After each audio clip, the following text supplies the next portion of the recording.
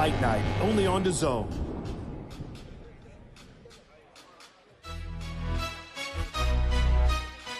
Welcome to Sin City for Canelo Alvarez versus Terrence Crawford Fight Week, as two of boxing's best are set to collide in a legacy-defining showdown on Saturday night.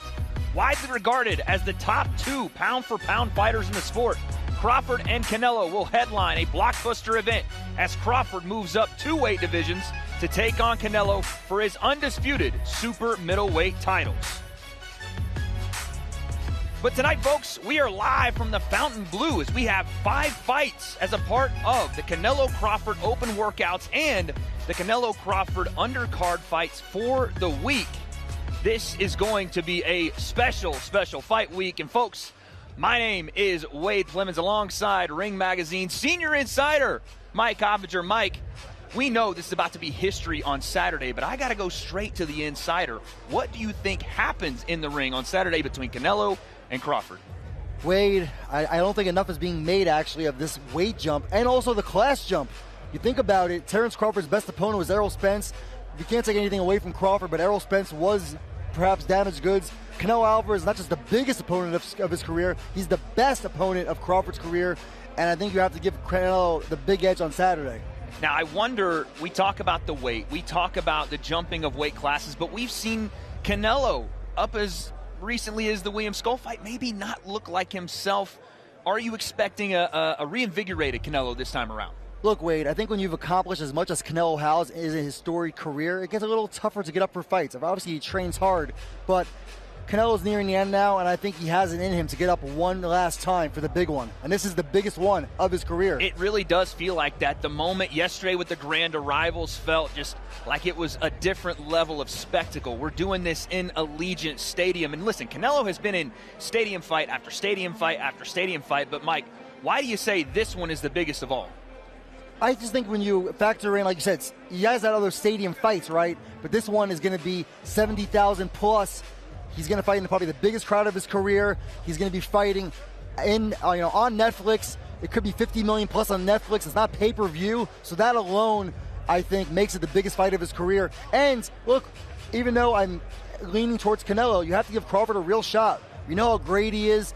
He's feeling really confident, and this is a big fight week. I mean, both coaches have been super confident. We've heard Bo Mack say, "You've never doubted me before, don't doubt me now." You've heard Eddie Reynoso say, "We're winning this by knockout." This will be the best Canelo, he says, you've seen in 20 years. So I'm excited. Can I get the final prediction? How do you think it goes? I know you said that you think Canelo's winning, but we saying knockout, we saying decision. What do you think? I think Crawford's going to have big moments in this fight. He's an amazing fighter. He can switch hit. He has that dog in him, as everyone says. And I think he's going to be up on the cards going into the second half. But I think Canelo Alvarez is going to break him down with those body shots. He's going to use that power and that great experience. I think he's going to win a decision on the cards. Well, listen, the last time we saw Terrence Crawford out, it was versus Madrimov in Los Angeles in a fight, again, at 154 pounds, him moving up in weight. What did you see in that fight, Mike? Crawford got the job done, but it wasn't easy. And I thought it was like a 7-5 fight for Crawford. Madrimov, you see him right there, big left hook. He was timing him. You know who else has a big left hook, Wade? Canelo Alvarez. Saul. And Canelo Alvarez does a great job of feinting and making you bite on those feints. Is he going to the body? Is he going to the head? You never know with him. He throws everything hard in there. And you have to think, again, people keep talking about how big Crawford looks next to Canelo, but Crawford's never fought at this weight. Canelo's had like 10 fights at 168. He's at 2 at 75. I don't know how Crawford's going to take a shot at this weight. I think that's the story of the fight. And Mike, look who it is. HE in the building, His Excellency Turki Al-Sheikh. He's been here for one reason and one reason only, to make boxing great again. And you've had the privilege of working side by side with him with the Ring Magazine. Talk to me about HE. Look, the number one thing about him is he cares about the sport. And this is a sport that really does not have a steward. You look at the NFL, the NBA, right? When the teams get sold, they always say, well, this new ownership's going to steward it. They're going to look after the interest of it. No one looks after the interest of boxing. I think he's done a great job doing that in his short time in boxing. I don't think we'd be getting Canelo Crawford without him and a lot of other fights. So I think this is just the start now. Shout out to HE. He has set up a lot for this historic weekend. But folks, it's time for the fights tonight. Live from the Fontainebleau, we have our first fight of the evening for the open workouts and Fight Week undercards for Canelo Crawford. Let's send it to Thomas Driver. Live worldwide, let's first welcome to the ring, Christian Roblace.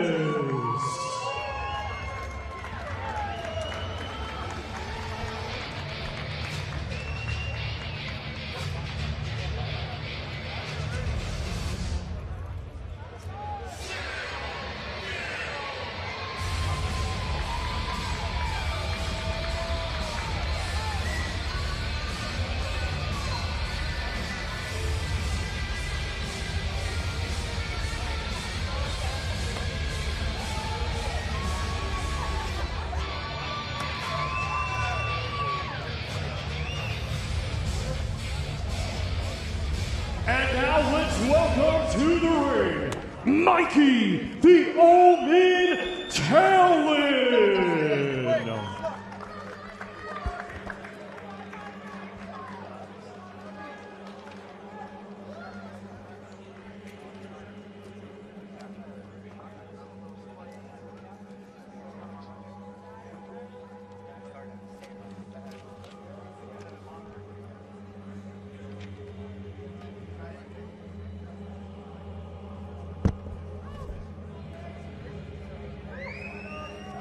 Mikey the Omen Talon. I mean, the music itself feels like an omen in its own right. This young man comes to the ring at 9-0 with 1 knockout out of Liverpool. Looking to put on a show just like every fighter is as he gets a dap there from AG. This is a massive opportunity for everyone on this card. Talon looking to take his place.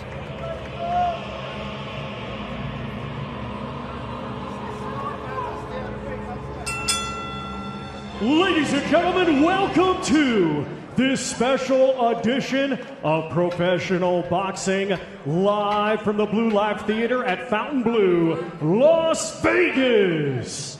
This event is being brought to you by Riyadh Season, The Ring, and Sella. And joining us ringside, a big thank you to His Excellency Turki Al-Sheikh, Chairman of the General Entertainment Authority, GIA, and President of the Saudi Boxing Federation for putting together this spectacular week. Be sure to watch Canelo vs. Crawford live on Netflix this Saturday, September 13th. All of today's bouts sanctioned by the Nevada State Athletic Commission, Chairman Dallas Hahn, Executive Director Jeff Mullen. We get things started with 6 rounds scheduled in the flyweight division. The judges assigned are Kermit Bayless, Chris Migliori, and Ricardo Ocasio. Our referee in charge, third man in the ring, will be Ray Corona. Introducing to you first, fighting out of the blue corner, he comes to the ring wearing blue, white, and gold, and weighed in officially at 111.6 pounds. A native of Zapopan, Jalisco, Mexico, he is now fighting out of Los Angeles, California, and brings a professional record consisting of 9 wins, 3 defeats, 4 of his 9 wins coming by way of knockout. Ladies and gentlemen, please welcome Christian Roblace. And his opponent across the ring, fighting out of the red corner, he comes to the ring wearing gold, red, and blue, and weighed in officially at 111.4 pounds. Coming to us from Liverpool, England, and proudly representing Gallagher Gym, he had a stellar amateur career, and now as a professional is undefeated with 9 wins, 1 win coming by way of knockout. Ladies and gentlemen, here is Mikey the Omen Talon.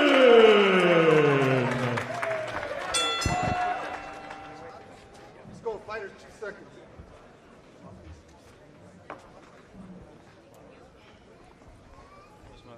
Good. Nothing below here, nothing below here. You want to touch gloves, do it now. God bless.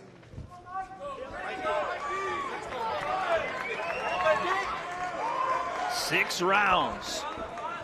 And Mike, we don't usually get fights on the open workout days, baby. It's something a little different we're doing here with the Ring Magazine. 6 rounds in the flyweight division. Mikey Talon versus Christian Roblace. That's some bonus bouts. Cannot wait. What a fight week it's going to be. What a fight week it's already been.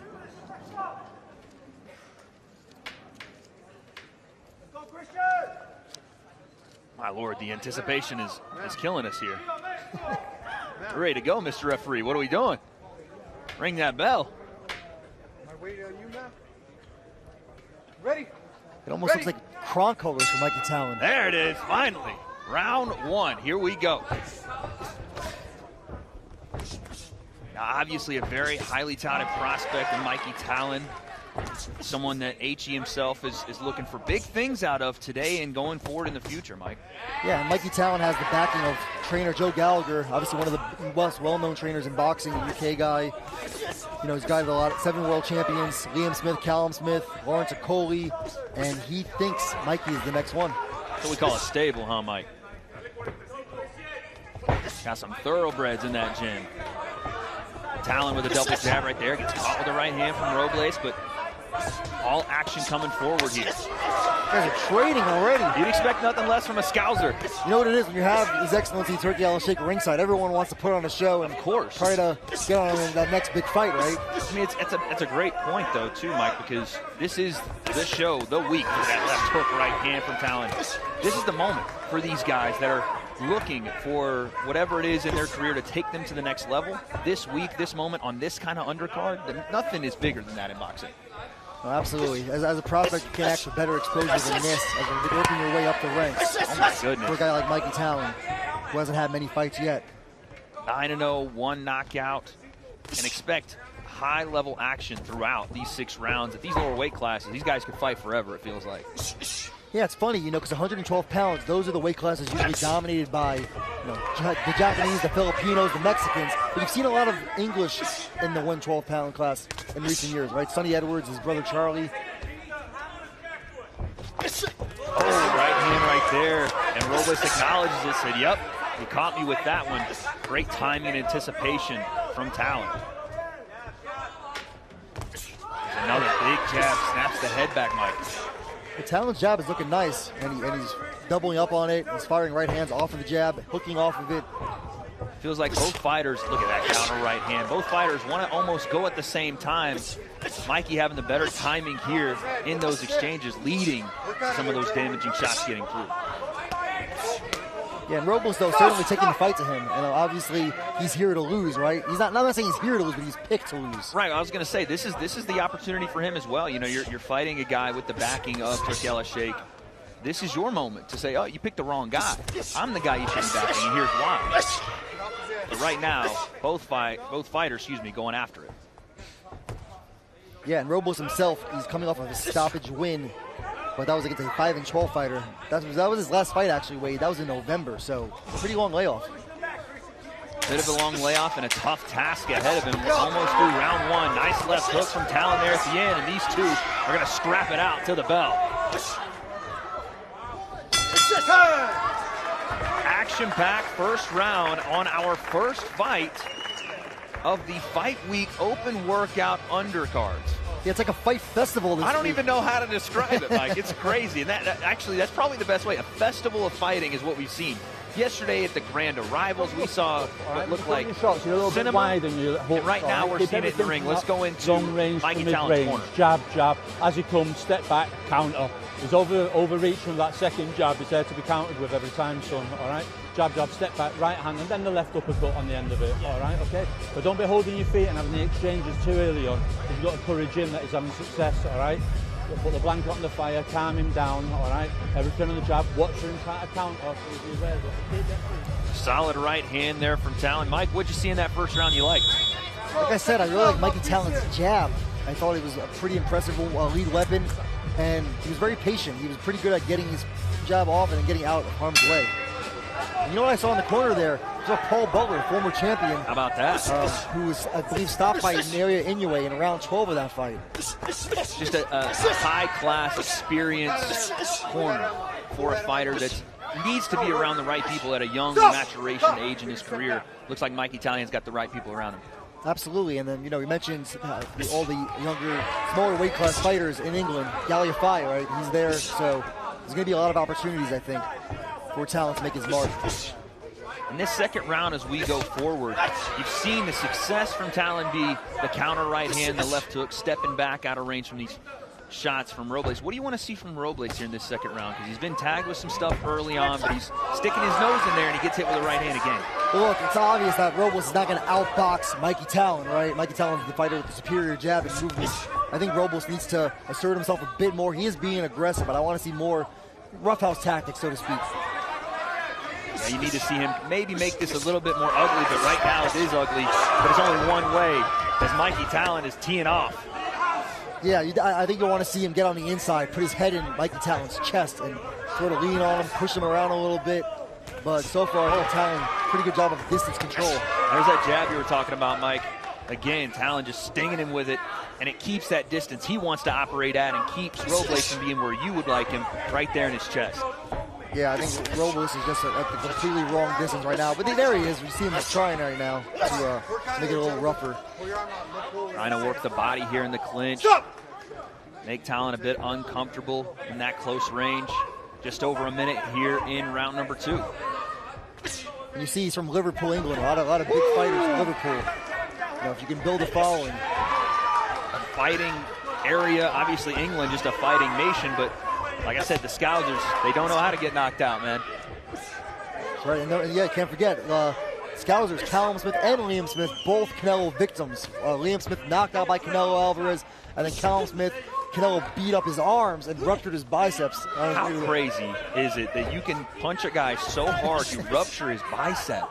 That's insane. I would not be surprised if we see Canelo Alvarez do that on Saturday. And I'm not saying rupture the bicep, but go for covered arms. Absolutely, absolutely. That's a great point. Canelo does some, you know, it's a lost art almost in boxing to see guys punch the shoulders, punch the arms to get that benefit of bringing the hands down later in the fight and gassing those arms out a bit, and making you not want to put your hands up. Like, I don't want to get hit there anymore. Yeah, that was something that fighters would do against Muhammad Ali, right? Try to stop him from doing the rope-a-dope. Last few seconds here in what's been a round dominated by Mikey Talon. But Roblace still coming forward, looking for his openings as well.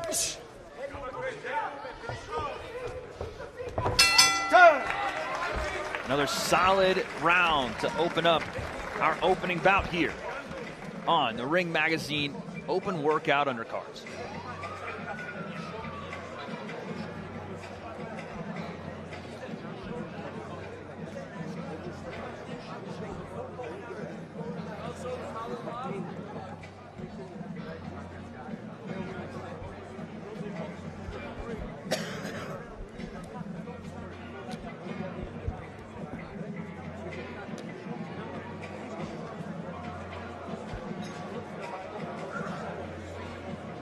So you can kind of hear into the corner there of Christian Roblace looking for overhands, wanting more feints, because right now there is no feints coming from Roblace. It's more just stick your nose in there and see what you can get. But he's getting tagged for it, Mike. You're seeing that. Jab right hand there from Talon. Counter right hand over the top. He's leading in with his chin. He's not setting things up. He's not feigning his way in, and he's getting touched for it. Yeah, and you see in the corner of Roblace, actually another very good trainer, Marvin Samodio, of, you know, he learned his craft under Freddie Roach, Wildcard Boxing Club, former fighter. So 2 pretty good trainers. You didn't expect this, right, for the first fight of 5 fights. You don't expect it, but then you kind of do, because we are having some of the best talent here all week on these ring events, the Fight Festival, as you like to call it. Tomorrow we have the Underdog card, which is incredible, a series now starting with the Ring Magazine. Can't wait for that. Some high-level talents there, high-level talent tonight, and of course on Saturday. It's just an embarrassment of riches here in the fight game this week in Vegas. Yeah, I think it's going to be, Wade, about, what, 20 fights when it's all said and done? Crazy. Crazy. You can't ask for much more as a fight fan. And speaking of, this third round is leaving all action right in front of us again. These guys just don't stop. No, I'm very impressed with Talon's work rate.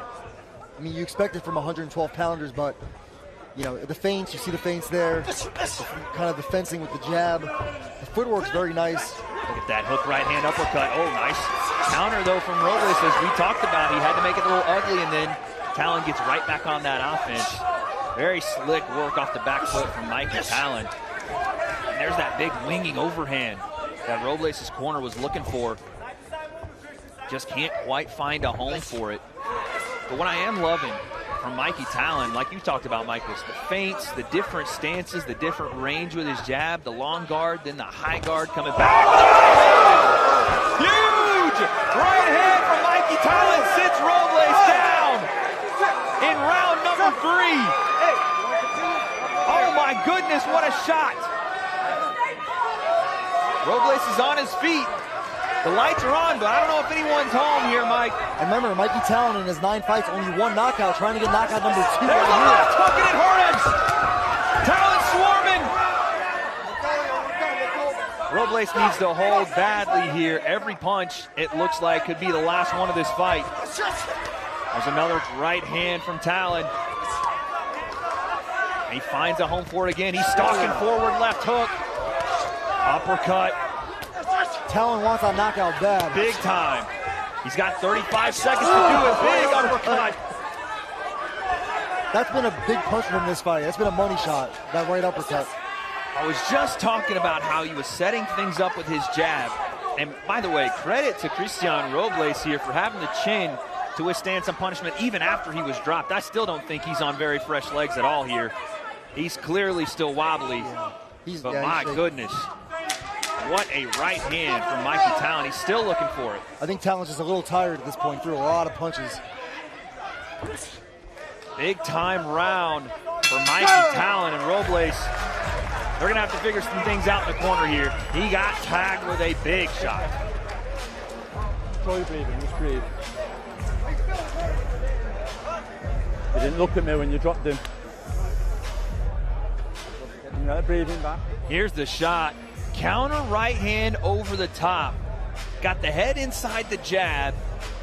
And then a huge right hand. Look at that uppercut, head outside. That's beautiful boxing right there. It's not just vicious, it's artful. You're seeing the head come off center line. You're seeing damage being done without taking damage in return, Mike. No, it's very impressive. And you have to give a big shout out to his trainer, Joe Gallagher, who he mentions, battling stage 4 cancer, had surgery last month. So it's incredible to be doing what he's doing with this battle. Absolute warrior mindset in the corner, coming from trainer Joe Gallagher. That's, by the way, great anecdote, Mike. That's amazing to hear. And God bless him for being here with us. But round number 4, let's see how fresh the legs are for Christian Roblace here. Looks like he's gained some wits about him in the corner, but he has taken some damage over the last couple of rounds. Yeah, wait, and look, we're watching Robles. Robles is clearly a solid opponent for this level. And for Mikey that only has 1 knockout in 9 fights, maybe does he have improved power? Is it something he's working on? Seems to look like that, for sure, because, again, you're seeing him sit down on these counters. It was early on in the fight when you started to see Mikey Talon do something like that and find that counter right hand. Obviously, there's patterns being developed, but that's what you want to see to go to that next level, winning, but doing so in impressive fashion. We talked about the opportunity tonight here in front of HE, here in front of all of the bright lights and the stardom that comes along with a Canelo Crawford fight week. This is the performance you look for. Absolutely. And, you know, Mikey Talon's going to waste no time getting back in the ring, Wade. He fights again October 4th in England. So that's gangster right there, baby. That's what we like. Less than a month away from his next fight. How do you feel about fighters doing that, planning fights that closely ahead? At this level, I like it. I think it's very important for development to keep fighting.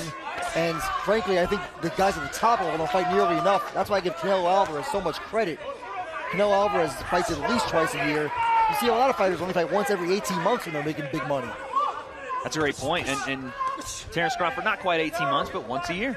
Once a year usually with his fights, and Canelo tends to stay more active while also being probably the biggest name in, not probably, is the biggest name in the sport.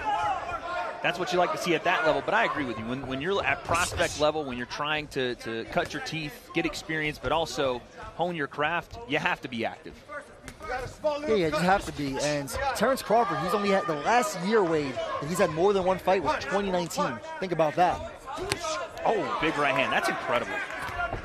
For Terence to stay as sharp as he does, whilst not having as much activity as, you know, championship level fighters for the most part, outside of, like you said, some of the biggest money fights, that's I mean, he looked probably the best I've seen him in that Errol Spence fight, and that was after a massive layoff. It's incredible. No, yeah, and you know what it is? He stays in the gym. Yeah.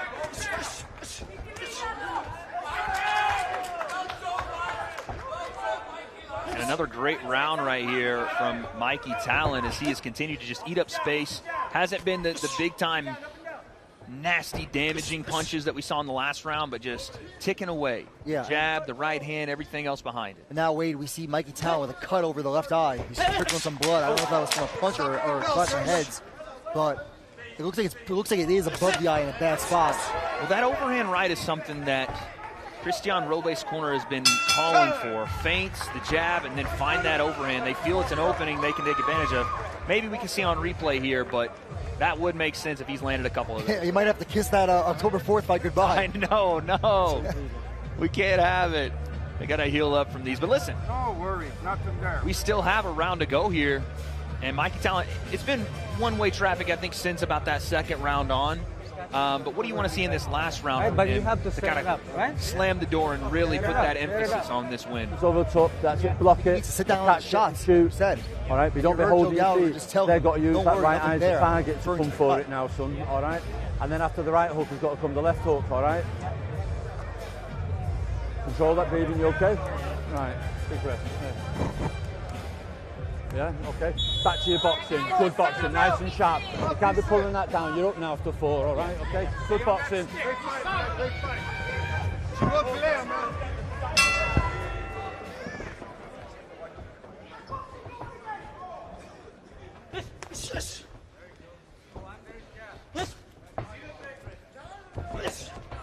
So I am getting word that it was a punch that landed that drew the cut. We're going to try to get that replay. Round 5 of 6 here in our opening bout tonight. Good call, by the way, Mike. Okay, sharp eyes. I see you. Yeah, it looks like I don't see any blood right now, so it looks like Paul Butler, the former Great champion. job, baby. Great job Jack of all trades, huh? Come on. Cutman extraordinaire. You know, wait, I can't think of many former champions that have been cutmen. I can think of many trainers, but cutmen, can you? No, not off the top of my head. And I think it just speaks to the belief in this young fighter. He has so many experienced guys wanting to be a part of his career. So to see where Mikey Talon can go will be something special to watch. And right now, we're seeing him just continue to go forward, Mike. It's been one-way traffic. He's continuing to control the ring, control the fight. Yeah, he's definitely taken his foot off the gas, though, I think, since he scored that knockdown. He kind of pushed for the knockout. He seems a little tired by the end of the round, and I think since then he's going a little bit slower, more pace. There's that jab. Nice right hand from Roblace there. And a left hook to the body as well. As Talon comes back with a right hand to the body of his own. And Roblace almost exclusively looking for that overhand now. He wants it. I'd like to see him set up that overhand with a jab to the body. Yeah, jab to the body. Change that, yep. There's a nice triple jab, pushing Talon back a bit. Look, Robles' game, that's what you want. At this level, you're trying to get some rounds in, trying to improve and step up your competition. And I think Robles has served his part. Look at that 2-1 right there. Straight right hand and then followed it with the jab. Kind of the reverse of how you usually set up shots. And I love that switch in tempo from Mikey Talon. Chopping right hand there from Talon. Yeah, he's definitely a bit of a creative fighter, huh? Mm-hmm. I like to see the adjustments. Just when you think that Roblace may get the timing of that counter right hand, you switch up and lead with it. That's the sweet science. That's the dance. That's 45 seconds here in round number 5. Stop. Get off him.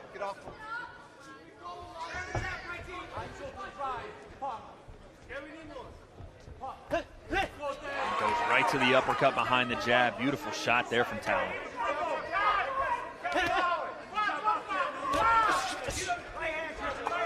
Yeah, I think Talon has abandoned any hope of the knockout at this point. Maybe this is why he has one knockout, but he's boxing very well. Boxing very well. There was a nice right hand landed there from Roblace. And listen, there's always that classic debate on kind of what you do when you are up big in a fight. This is a great opportunity, I think, for him to get some rounds. Obviously, he's in there with a dog. And Christian Robles, maybe you don't want to take that risk and open up too much to give a shot to something that hasn't been anything but a dominant fight from Mikey Talon. No, at this stage, it's definitely much more important to win than get the knockout. No question about that. Doing very well again. Last 20 seconds, you're holding your feet. What did I tell you? All he's looking for is a home run overhand right on your right. and at the end then you held your feet and you let him do it. You can't do that, son. You can't. Well, forgot what you've done the first 2 minutes and score what they've done in the last half minute. All right.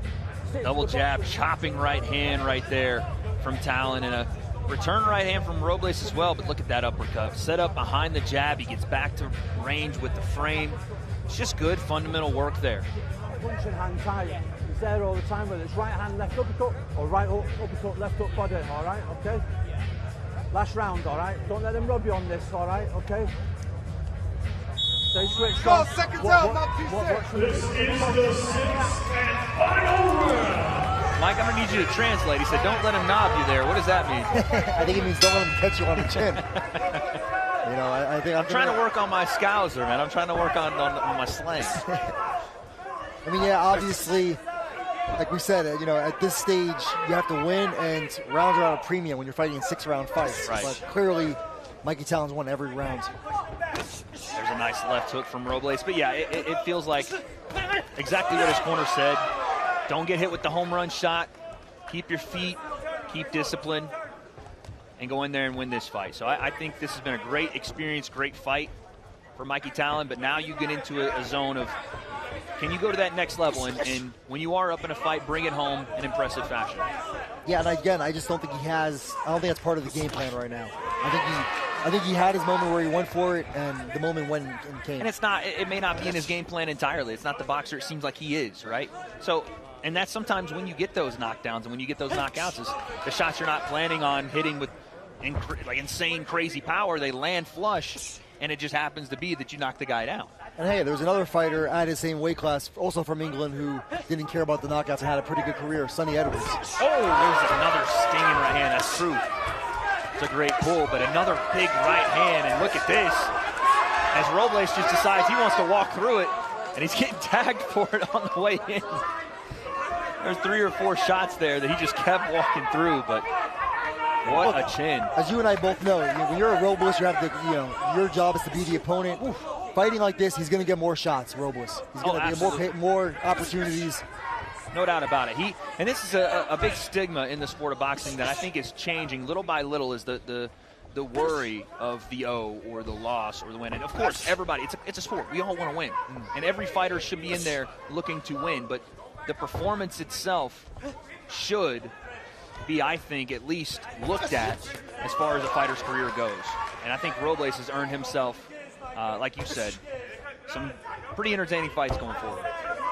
No question. I think the performance is so much more important. You know, again, Mayweather made this oversized importance to the O, but it's about fights and entertainment, right? Yeah. Nice hook there from Talon. Nice hook on the way back, though, from Roblace. Last 35 seconds. I have a pretty good understanding what I think Roblace is going to do here in these last 10. He's going to bite down that mouthpiece and swing for the fences.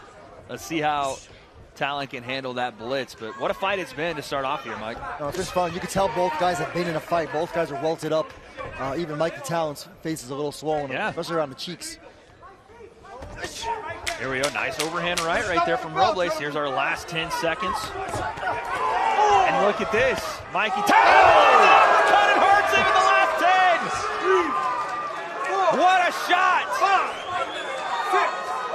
I thought it would be Roblace that said, let's throw down. Instead, it was Mikey Talon. And that's the end of the fight. Wow, what a punctuation mark on our first fight of the Canelo Crawford open workout undercards. By the way, Wade, that was very strange from the ref. He didn't have Roblace go to the neutral corner. He just did the count, and I didn't know if Roblace was frozen or what was going on. But oh my goodness. I was worried for a second, then until I realized that Roblace was fine, but he just didn't make him go to the neutral corner. Woo. What a shot. Oh my goodness, and what a fight. For a guy, listen, big stage, everything else. And Mickey Talon, that doesn't have a ton of knockouts on his record, to fight with that sort of ferocity and that viciousness. Look at this. That right uppercut that you mentioned. Goodness. He bent his knee in half there. The knees were wobbling. It looked like a lawn chair being folded. And credit once again to Christian Roblace. What a chin he has, but man, what a punctuation. See Mikey Talon admiring his work like Juan Soto hitting a homer. He's just... So did y'all see that one? Come on now. You know, if you had 25, 30 more seconds in that round, you might have got it. Oh, absolutely. And again, it didn't look like it was a punch that he was looking for a knockout on. He was just, again, doing what had gotten him success throughout the fight. But what a performance. And again, what a way to show yourself on a week where all the eyes will be on the sport of boxing. Yeah, we'll definitely be seeing and hearing more about Mikey Talon, and I'll be interested to see if he's going to fight in a few weeks after suffering that cut. It didn't seem to be that bad of a cut. That's a good point. Yeah, man. I don't know. We'll see. But like you said, I love to see him continue to stay active. Sure, there's some things that he could have done better, but that's what a fighter at this stage is in there to work on, continuing to get better. Actually, he has experience coming in Russ Amber in his corner, too. There you go. So. Well, let's now send it to Thomas Schreiber with our official decision. Ladies and gentlemen, after 6 rounds of boxing, we go to the judges' scorecards, and all 3 judges, Kermit Bayless, Chris Migliori, and Ricardo Ocasio, are in agreement. They all scored the same, 59-53, all for your winner by unanimous decision. And still undefeated, Mikey the Omen Talon! Mikey Talon moves to 10-0. What a fight, what a performance for this young man. He came into Vegas and left his mark here at the Fountain Blue. And HG is impressed. He's loving that action in our first fight of the night. And it started out the way it ended. One-way traffic for Mikey Talon. Make no mistake about it, Christian Roblace came to fight, but Mikey Talon came to win with shots like that. Huge right hand sent Roblace to the canvas the first time. He continued up with that damage, following up with big-time punches, finding a home for shots, accuracy, and eventually the punctuation mark on this fight right there in the closing seconds of this 6th-round matchup. Mikey Talon, your winner.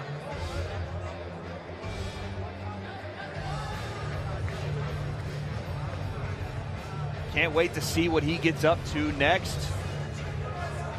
And he's going to go make a trip. I think I know who he's going to speak with. HE himself. And what a moment this has got to be for him, Mike. Yeah, no question. You're kicking off fight week, first fight of the week, and punctuated the performance with that big knockdown. Almost as good as a knockout. Almost. Just, like you said, 10, maybe 20 seconds away. But these moments, they create opportunities, and those opportunities could take you around the world. I mean, it did right here to Las Vegas. Yeah, especially when it happens at the end of the fight. You're going to remember that. Be excited to see what comes next for Mikey Talon, your winner in the first fight of the night.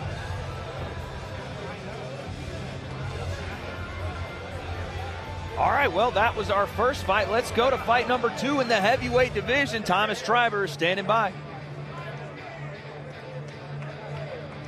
We continue with the big boys of boxing, the heavyweight division.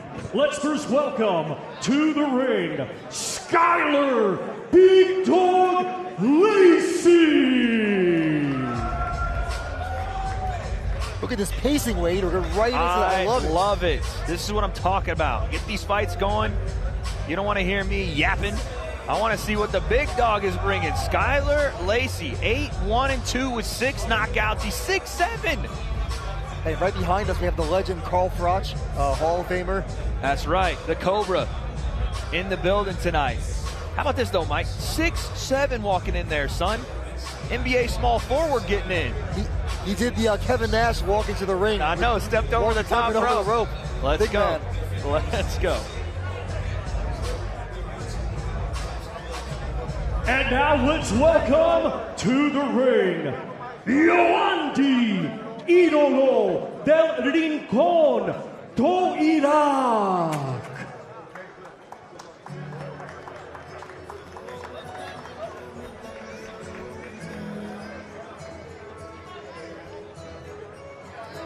Yoandy Toriak. Some people saying the #1 potentially Cuban heavyweight roaming around out there. I know there's a ton of hype and excitement about Yoandy. There's also people like Daniel the Fear Barrow out there as well. But a lot of eyes on Yoandy tonight.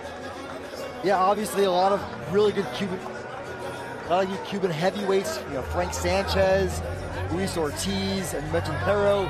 So we'll see if Randy can join them and make something of it.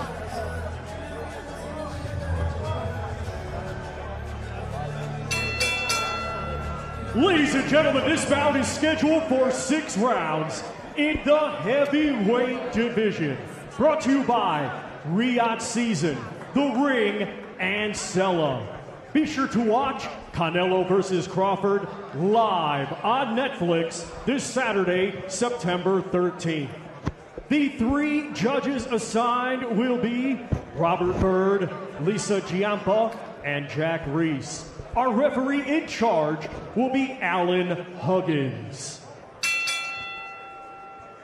Introducing to you first, fighting out of the blue corner, he comes to the ring wearing black trunks and weighed in officially at 261.2 pounds.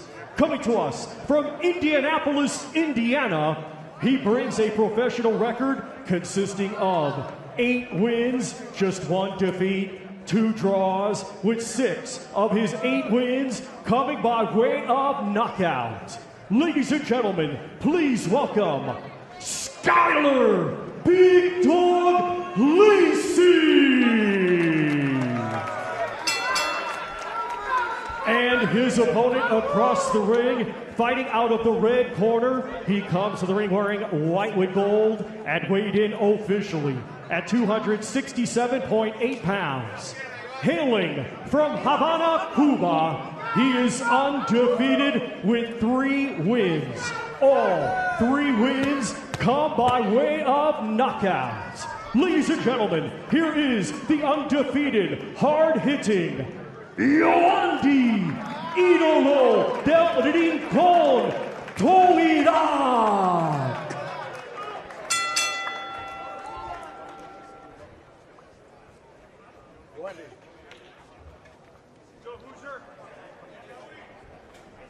Okay, gentlemen, you've both been given the instructions. Obey my command at all times. Protect yourself at all times. Anything from here on up is good. From here on up is good. Touch gloves. Good luck to you both. Let's go.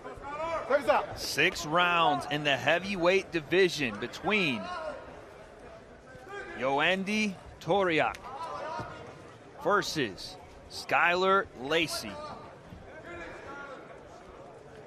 Look. I expect fireworks in this one. And how about this, Mike? Yoandy has a 78-inch reach at 6'3". Crazy enough, a 4-inch reach advantage on Skyler Lacy, who's 6'7". And we mentioned Luis Ortiz earlier. He has kind of the Luis Ortiz build with that. I was going to say, you turn him southpaw, and we might have the same one-for-one comparison there, but he is a unit. At 6'3", 267. Yeah, and obviously from the Cuban school of boxing, he claims to have a 378-37 amateur record. Oh my God. Almost 500 amateur fights. Looks very poised in there. Nice right hand to the body goes Lacy. But like you said, Cuban schooling, very patient, great defensively.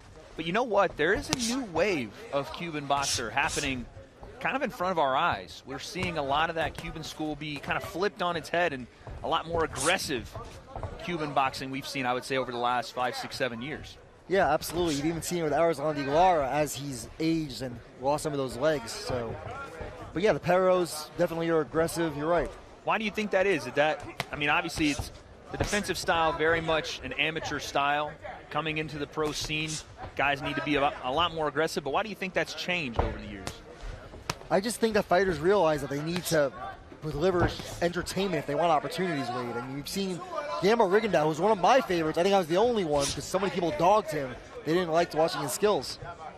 That's a great point. And again, boxing is a spectator sport as much as it is a combat sport. Having a not necessarily entertaining style, but a style that provides entertainment for the fans is something people are always going to want to watch. Absolutely, and you know, Torio, he has a very experienced trainer in his corner, Stacy McKinley, 75 years old. Wow. And trained Mike Tyson, trained Ray Mercer, Shannon Briggs. We see him shouting right now. Oh, a short left hook right there from Torio. A nice stiff jab. Looking to utilize that head movement, playing some games with his guard here. He's doing some like kung fu moves over there. Some Wing Chun, it looked like there from Torio, but he's right now trying to do all that to get to that position, right? To break the guard down of Skylar Lacy and have him kind of looking at different places.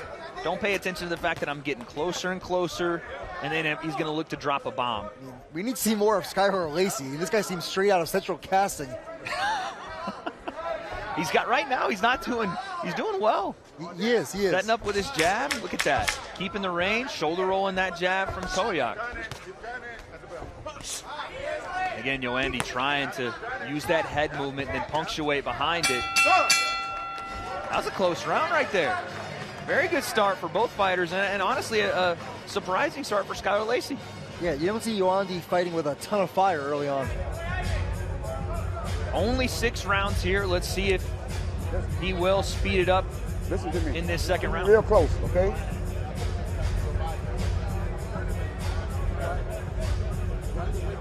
Yeah, listen, hold, let me talk, man. Listen to me real close, all right?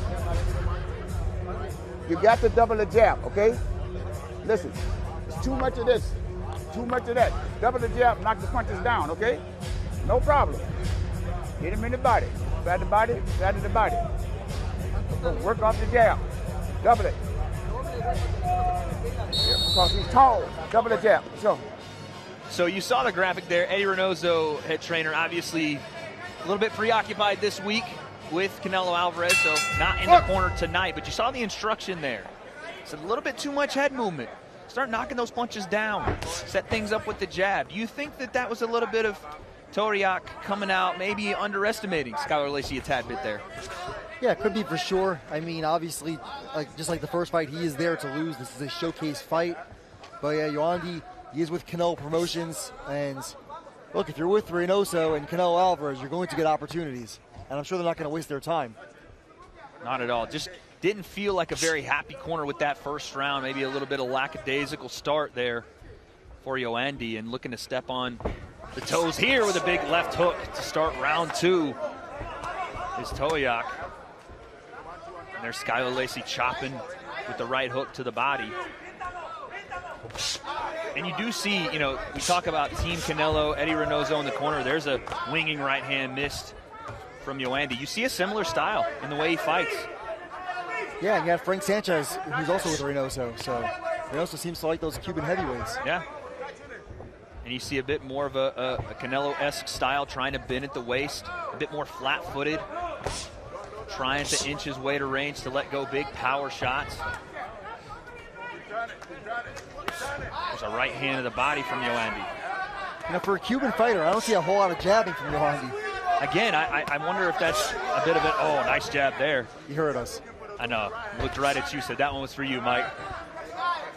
Being with Eddie Reynoso, I wonder if that's a bit of the influence that you see. Not that Canelo isn't a great jabber, because he is. Good right hand there.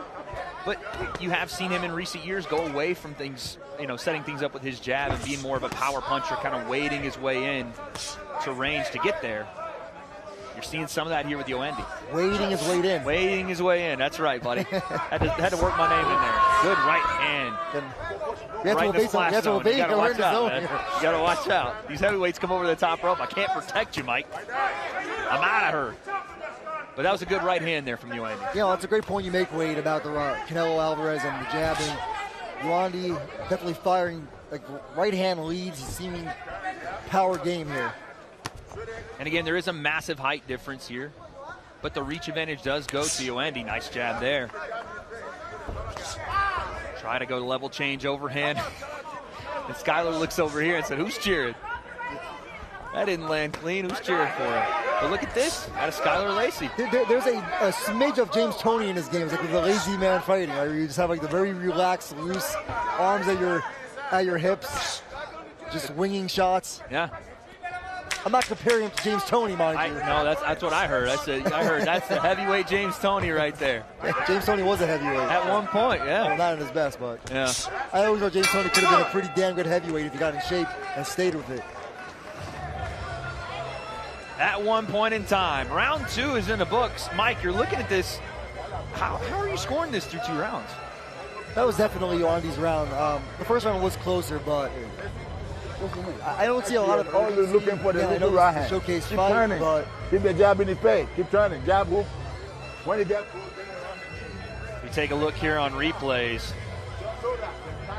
Not too much action in that second round, but he picked it up a little bit more. Take your time. Keep the jab going. Jab, you hook, you turn. Bring the right hand over it.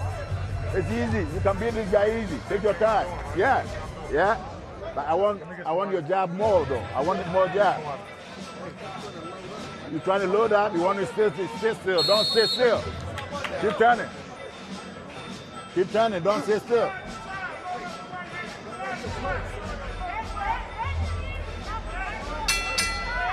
Great corner instruction there.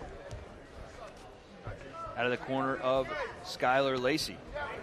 Guy wearing a t-shirt that says "Make America Gangsta Again." So. I love it, baby. Let's get gangsta out here. And a heavyweight fight. Come on. Hey, Skylar Lacy is called the big dog, so he's got to eat here in this third round. I thought, like you said, Mike, I thought he had a great start to the fight. That second round, Yoandi started to put it together with the lead right hands, getting back to his jab. But look at this, as Skylar Lacy tries to put the pressure on in round 3. Yeah, and Skylar Lacy is certainly game. It's no surprise. This guy sparred with Tyson Fury, Anthony Joshua, Dillian White, and he's a former Gold Glove champion. Can utilize that jab here.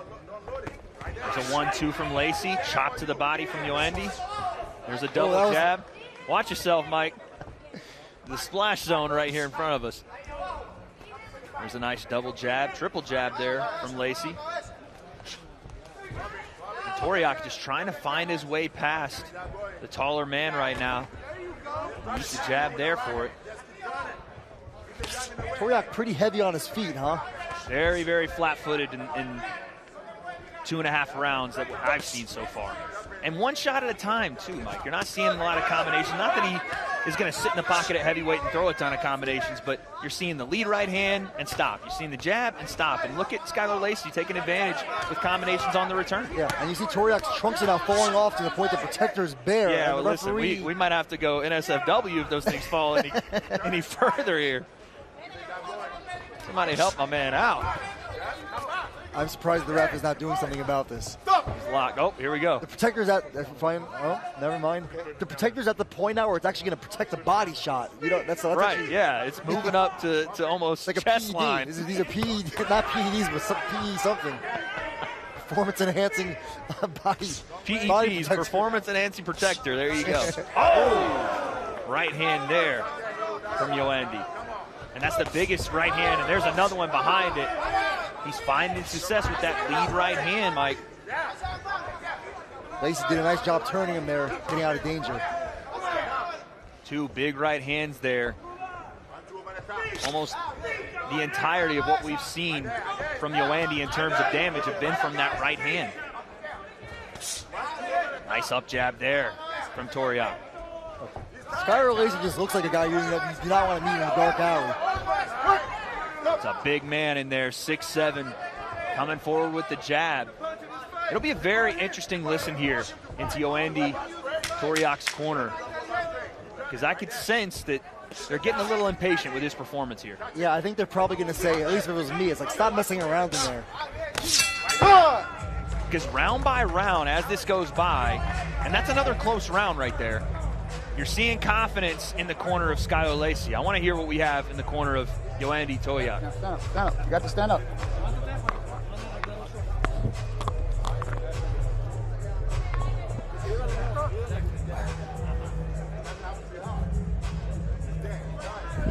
Come on, sit down, sit down.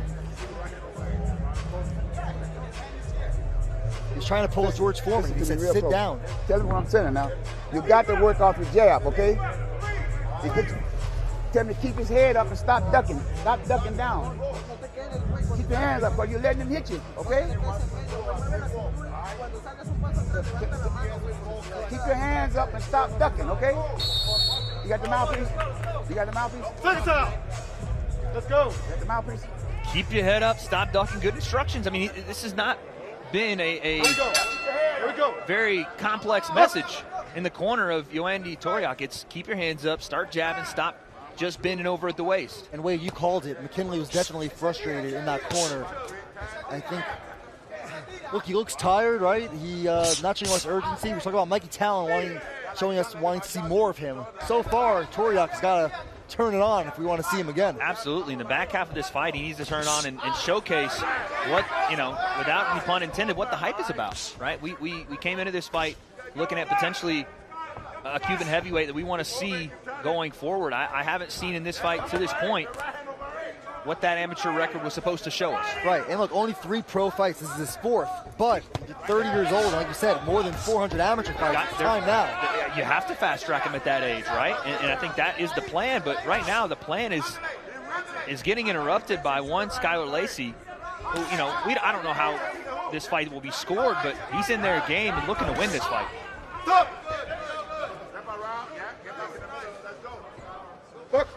Clearly came in shape and took this seriously. Good right hand to the body there from Yoandy. I just want to see him string some punches together, one at a time. There's that step-in jab that they're looking for in the corner. There's his hands going up to protect. It looks like Yoandy's potentially locked in a little more here in this 4th round. There's a nice jab from Lacy as well. Got to let that one go, though. If you're Skylar Lacy, you can't leave anything out in the ring tonight. And the referee still isn't doing anything about Yoandy's protector coming up and really going above the belly button there. Yeah, it's got to be some sort of fitting issue that he's having with that, but I don't know. Get that guy a diaper at this point, something. I don't know. Whatever we got to do, Mike. Check left hook there from Skylar Lacy and a jab to the body Yoandy. Last minute here in round number 4. Now there's a pattern, just like Roblace in the first fight. We're seeing why Skylar Lacy gets these kind of fights. He's fought Arias, he's got some good fights under his belt. Again, a circling the jab and a right hand, a left hook from Skylar Lacy. Yoandy with a pull and a jab of his own there. But like you said, Mike, you'd like to see a bit more urgency out of the heavyweight here in round number 4. He's turning on a bit more here in this 4th round than he has in previous rounds, and looking like he's wanting to stalk forward a little more, having more success on the lead foot. There's a nice right hand to the body.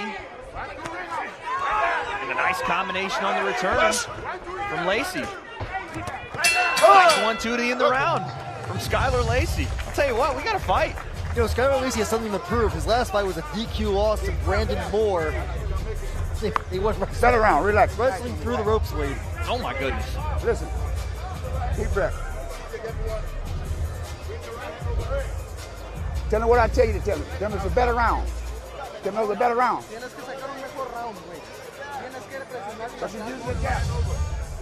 As we look back here, both fighters having some success.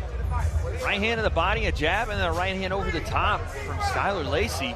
But I will say, the last round definitely felt like a better round for Yoandy than the previous 3, honestly. It felt like he was starting to finally show some urgency, show some pace, and was landing with some authority. And you hear the corner there, win this round big. I have a feeling we're going to see the best version of Yoandy Toriak right here in this 5th round. And I would sure hope so, Wade. I mean, this is a 6-round fight. He doesn't need to pace himself too much. Got to go now. He's got to start throwing punches now.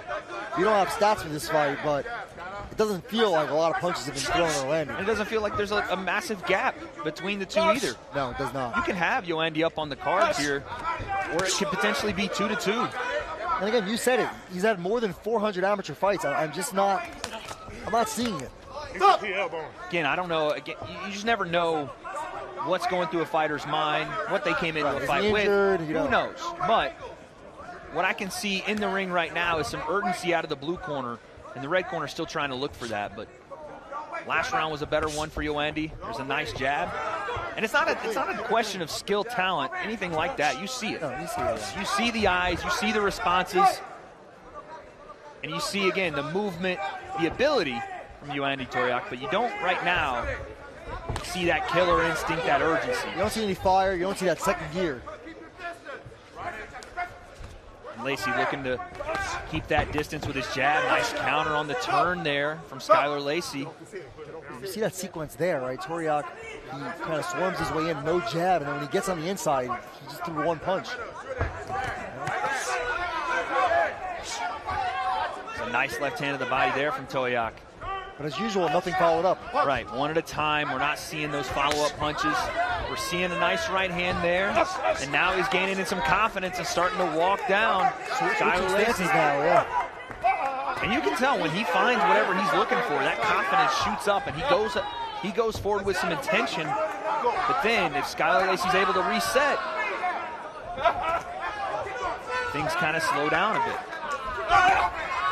There's a nice right hand to the body from Yoandi, a jab behind that.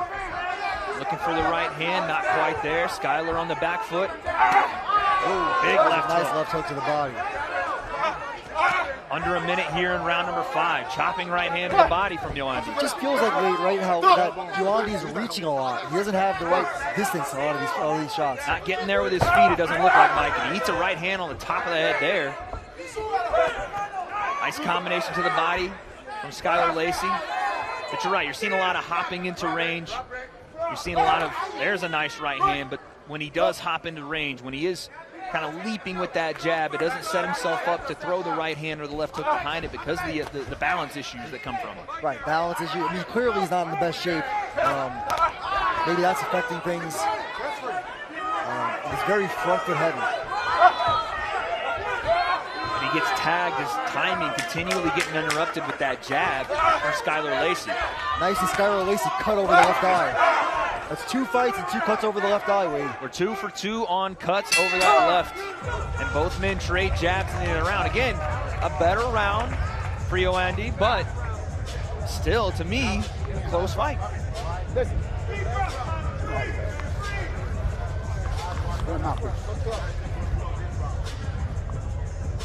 Tell me it was a good round. This is the last round. We got to fight, okay? Okay? We got to fight for 3 minutes. That's all we got, okay? Win this round, you win the fight, okay? Got to win this round big. Let it all hang out. That's what I say, man. All right, stand up. Stand up. Stand up, stand up.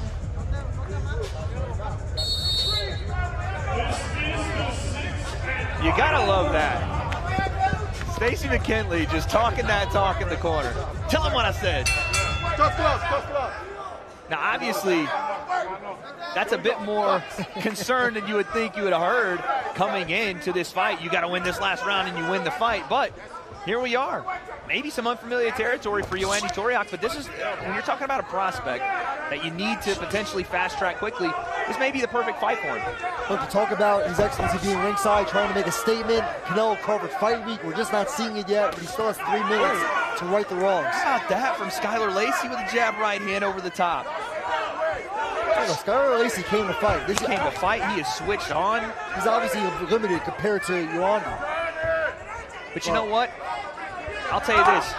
Sometimes talent be damned. I want to see a guy go in there and want it. No question. And I'm seeing that out of Skylar Lacy, and I'm still waiting on that for Yoandi Toriak, who looks very, very tired, who has a ton of ability. If he comes over the top of that right hand, it could be dangerous for Skylar Lacy, but I got to see that urgency, man. I'm trying to remember the last time I've seen a combination. That was a double jab, kind of a version of a combination. He wants that big-time right hand over the top. You can see that. But like you said earlier, Mike, he's having a hard time getting to it. Yeah, he's just like searching for one big knockout punch. Lacy ties him up here with a minute and a half left in our final round. And he's having a bit of a hard time getting there because of the jab of Skylar Lacy, who has consistently poked it out there throughout the fight, making Yoandi reset, frustrating him when he can't land that combination. Whether Skylar Lacy wins this fight or not, this is a performance he can be proud of. And there is a stigma in boxing that we all know about. If you fight in Cuba, you have no freedom, you defect, and then you get to the U.S. and you have all this freedom.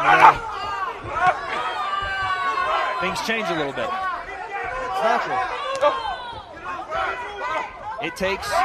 Just missed on that right hand. Just missed on a massive right hand there as Yoandi Toriak, but it takes a special fighter to stay hungry when you start to have success, and to stay hungry when you're finding yourself in great camps around great fighters and you see what they have and you want what they have. But you gotta continue to stay locked in, stay hungry for that. And again, if anything, this will be a lesson for Yoandi Toriak tonight, and a good reminder for him about what it's needed to be a high-level prospect, to go to that next level.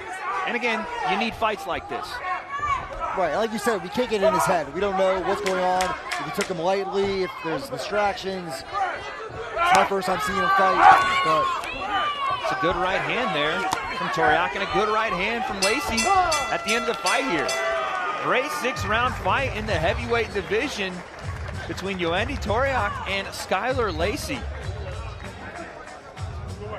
The big dog came to fight tonight. I think Yoandi Toriak probably did enough here to win. Yeah, no doubt, no doubt. But a great fight nonetheless.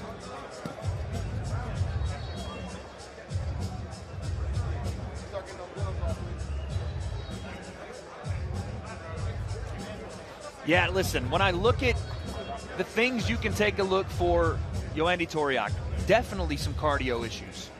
And again, we have no idea coming into the fight what that could be, but something that needs to be worked on nonetheless.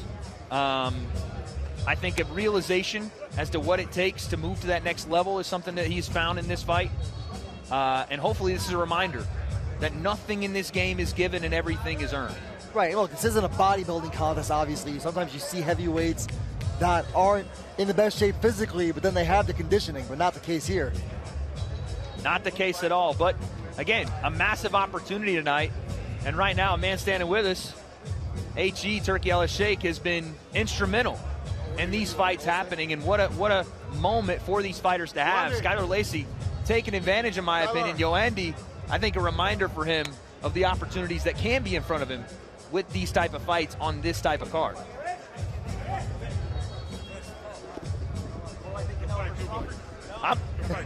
Oh, listen, Coppinger's the man right here.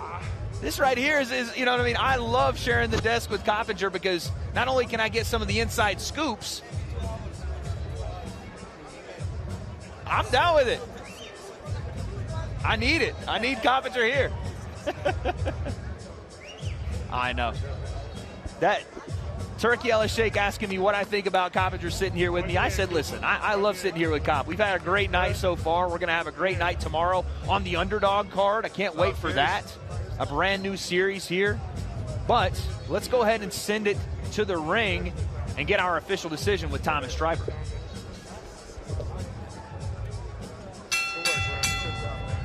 Ladies and gentlemen, after 6 rounds of boxing, we go to the judges' scorecards.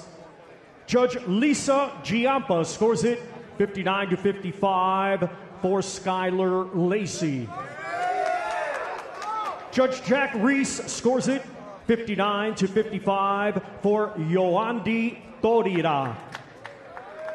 And Judge Robert Bird scores it 57-57. This bout is a split draw. Split draw in our second bout of the evening. And Mike, we sat here and talked about it. These things will happen when, and again, what I don't want to do is take away from Skylar Lacy, who came out here and put it on the line. Is he the most physically talented heavyweight in the world? No. But you know what? He came out here to win this fight, and it showed in that judge's scorecard. I honestly don't have any problem with that, watching the way this fight was and how it went down. Wade, great call. You know, you and I saw the fight the same way, but I didn't think the judges would be so would give the fair shake there. I love it. When you have an A side, obviously that's the prospect, the guy that has the 400+ amateur fights, has the big backing of Reynoso. And look at your Skylar Lacy. That's a big win for you. You come in and get a draw in a fight like this. You're going to get another opportunity once again. Again, that's why you come and have these fights.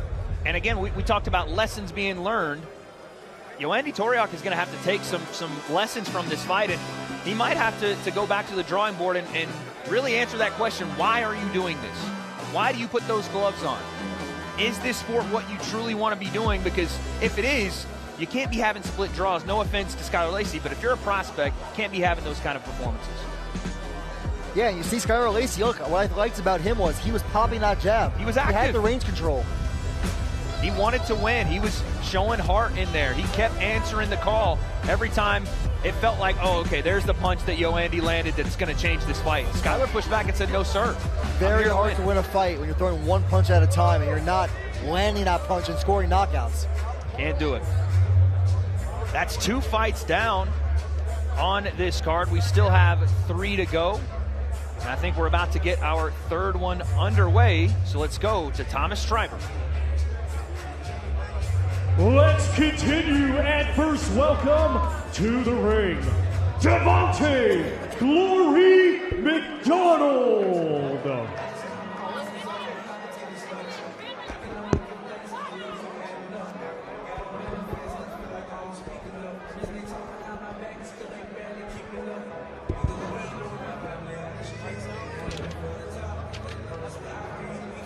Devontae McDonald, 29 years old. He is 13-2. Excuse me, 13-5 with 8 KOs. Big opportunity for him tonight as he walks in. Excuse me, I've got his record completely wrong. He's 8-5, 13 fights in total. But a massive opportunity versus a very highly touted prospect we're going to talk about in just a second, Mike.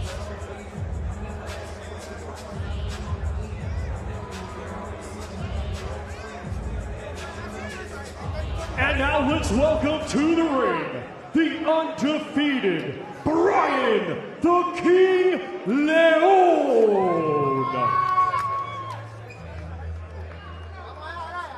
Mike, a ton of hype around Brian Leon.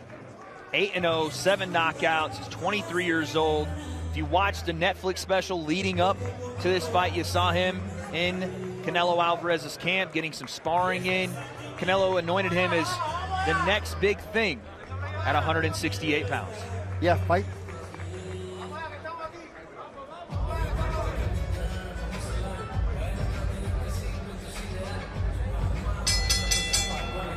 Ladies and gentlemen, this bout is scheduled for 8 rounds in the super middleweight division. Brought to you by Riyadh Season, The Ring, and Sella. Be sure to watch Canelo vs. Crawford live on Netflix this Saturday, September 13th. The 3 judges assigned will be Kermit Bayless, Chris Migliori, and Jack Reese. Our referee in charge will be Robert Hoyle. Introducing to you first, fighting out of the blue corner, he comes to the ring wearing purple with yellow and weighed in officially at 168.8 pounds. Coming to us from Wenatchee, Washington, he brings a professional record of 8 wins, 5 defeats, with 2 wins coming by way of knockout. Ladies and gentlemen, please welcome Devontae Glory McDonald. And his opponent across the ring, fighting out of the red corner, he comes to the ring wearing light blue with white and weighed in officially at 168.6 pounds. Hailing from Pinar del Rio, Cuba, he had a stellar amateur career and now as a professional is undefeated with 8 wins, 7 of his 8 wins coming by way of knockout. Ladies and gentlemen, here is the undefeated, hard-hitting Brian the King Leon.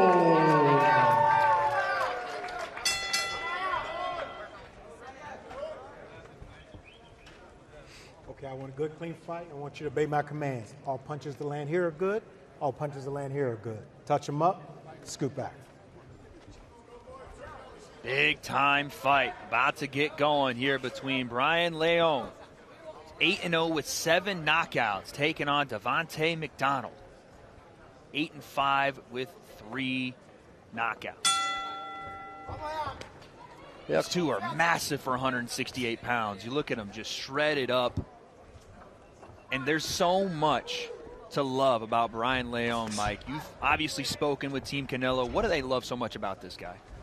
You know, he's a very hard worker, and he's very talented. A lot of people, like you said, they think he has a shot to be a champion at 168. Obviously helps to be in the same division as Canelo, spars with him, and another good opportunity here. But this is definitely one of the best young prospects fighting this whole week. There's a chopping left overhand. Orthodox southpaw matchup, always an interesting back and forth when you get those, Mike. No question, no question. And Reynoso, you know, can't be here right now with him in the corner. Obviously, he's busy with something. Got Canelo. Something a little bit more important this week. Yes. But Eddie Reynoso's called him a special talent. That is the total package. Said that his speed and he has extraordinary power to fight inside, outside. And he said most importantly, quote, his ring IQ is off the charts. He's got great timing even right now in the first minute of the fight. You're seeing him pump that jab out, get just out of range, and then fire back with some counter shots. There's a nice left hand from Devontae McDonald. Now, what do you think it means when you have a singular year tattoo in the middle of your chest? Usually it's the year you're born. Unless it's something else that means something to you, a significant part of your life. Listen, I don't have any tattoos, Me so neither. I don't know anything about that, but it's got to be something significant. There's a right hand there. A nice jab. Super efficient right now is Brian Leon. Left hand to the body for McDonald, trying to keep himself out of that corner. But what I love is the big time, like I'm seeing so many different feints right now from Leon. Foot feints, hand feints, level changes, just trying to confuse McDonald. And just like the last fight, Wade, we have a fighter from the Cuban School of Boxing, fought as a Cuban amateur, but also with Team Reynoso. Surprisingly not southpaw. A lot of the Cubans are now switching and fighting orthodox, but that's a new thing I think we've seen in the last few years. Good point. You see he has both flags on his trunks. Yep. Really liking the footwork from both fighters here. And again, in an orthodox southpaw matchup, you'll look at that lead foot for both guys, and you'll watch them as they either step on each other's feet or they try to get that outside track for that backhand to come straight down the center. And right now, both guys are having success there. There's a chopping right hand from Leon and a jab. Yeah, McDonald's only been boxing for 5 years now. Oh, big left hand there from McDonald. He ate a big shot as well. Look at that. Another left hand from McDonald.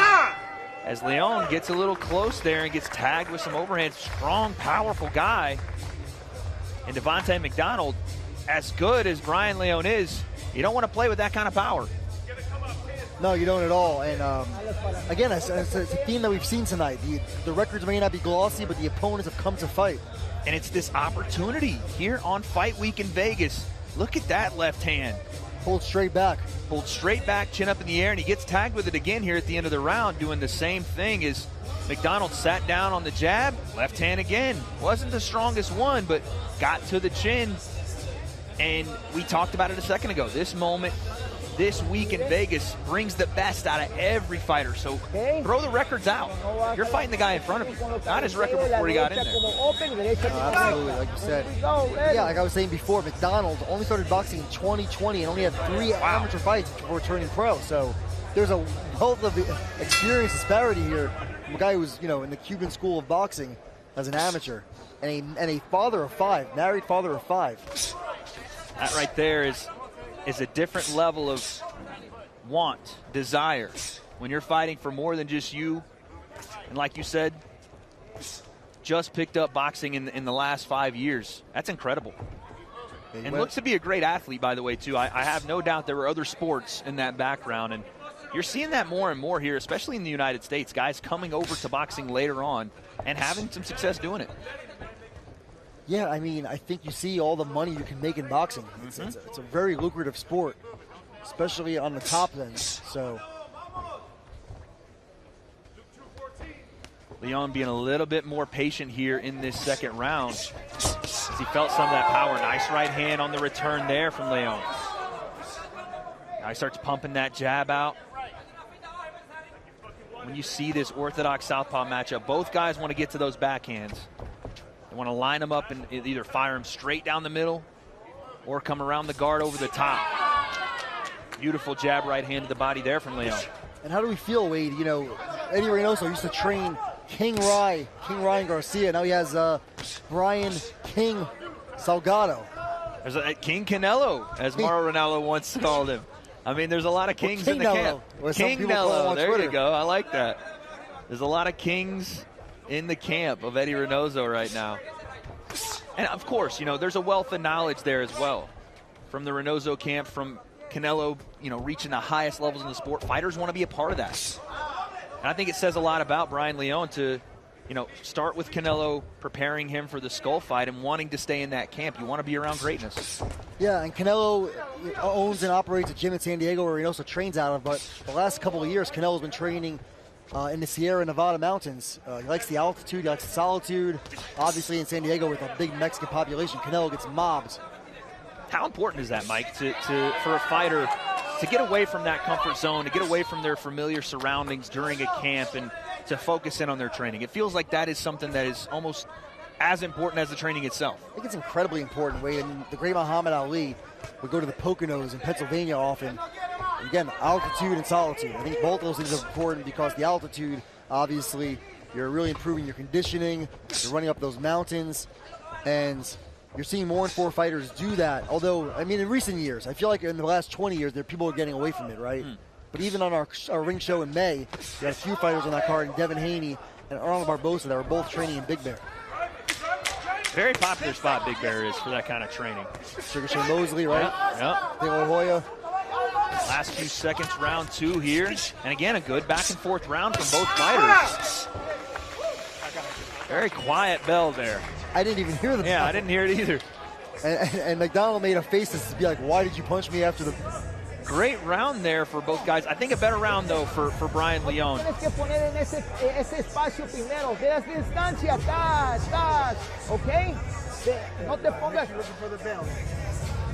They started with the jab for Leon in round number 2 and followed up with the right hand there. The manipulation of distance, the controlling of the pace. Great head movement there to get out of the way of that clubbing left hand. What I want to see from both fighters here in this third round is to start to pick up on the tendencies. I think Leon has done that. Now seeing that left hand time and time again. How you pick up on that and then counter over the top of it or in between it is what I want to see, that next progression here in this third round. Yeah, absolutely. You want to make a statement if you're Brian Leon. And he does boxing well.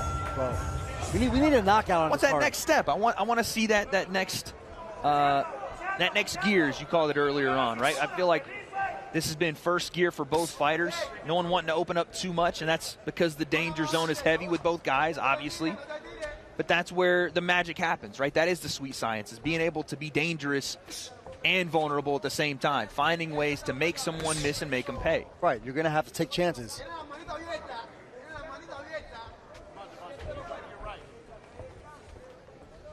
And you know, Eddie Reynoso loves teaching feints. You see Leon there trying to make McDonald bite on one of those. One of the most important things in boxing, you know, we talk about someone's jab and it being able to take you around the world. I think just as important in the sport is your ability to feint, to draw reactions, to enter range behind something, not just walking forward.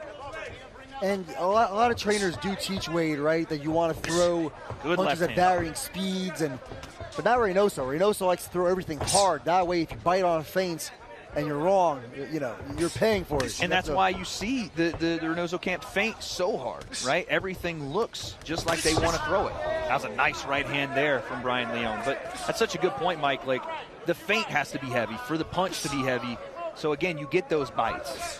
And when you do think it's a feint and instead it's an actual punch, the delivery is devastating. Right. If you guess wrong, you're going down. Both fighters here trying to find an opening for those shots to land. I do wonder how fighters are impacted, good or bad, when they're fighting in the afternoon like they are right now versus fighting at night, fighting. It's a good point. Not only is it the afternoon, but it's the afternoon on the West Coast, depending on where you live. It's not something you're used to already with the time schedule. Then to back the fights up to 2, 3, 4 p.m., how does that affect you? As we know on Saturday, that those fights will be a lot later in the night. Yeah, we're expecting around 9 p.m. West Coast time for Canelo and Crawford ring walks. Which is, that's a nice right hand there from Brian Leon. That's Canelo's bread and butter. That fight, obviously, in Riyadh, a little bit of a shakeup from what he's used to. Coming back into Vegas, this is essentially Canelo's second home. Yeah, it is. I mean, this is going to be my 18th Canelo fight, and he's fought on Mexican Independence Day weekends and Cinco de Mayo weekend countless times in Vegas now. It's like a big Mexican party. It felt like that yesterday at Grand Arrivals. They had him going up the escalator at a point in the Grand Arrivals. I was like, man, the people were screaming, the phones were out. It felt like it was the Pope had entered the building. There's a straight left hand there at the end of the round for McDonald, but a very good round for Brian Leon here as he's starting to take control of this fight. So are we going to see the white smoke on Saturday? That is a good question, because as Canelo fights, the fans go crazy. I want to see what the walkout does look like. I want to see if there's I mean, of course there's going to be the pageantry, right? As we see some replays. The mariachis, of course. I want to see what that next level is, because you know Canelo, he loves that walkout. He has them all stacked up in his head. You know, Canelo's really become a serious businessman. He has gas stations, he has pharmacies now. Yeah. He has alcohol. You can drink Canelo. You can fuel your car with Canelo. Yo. Especially on the inside.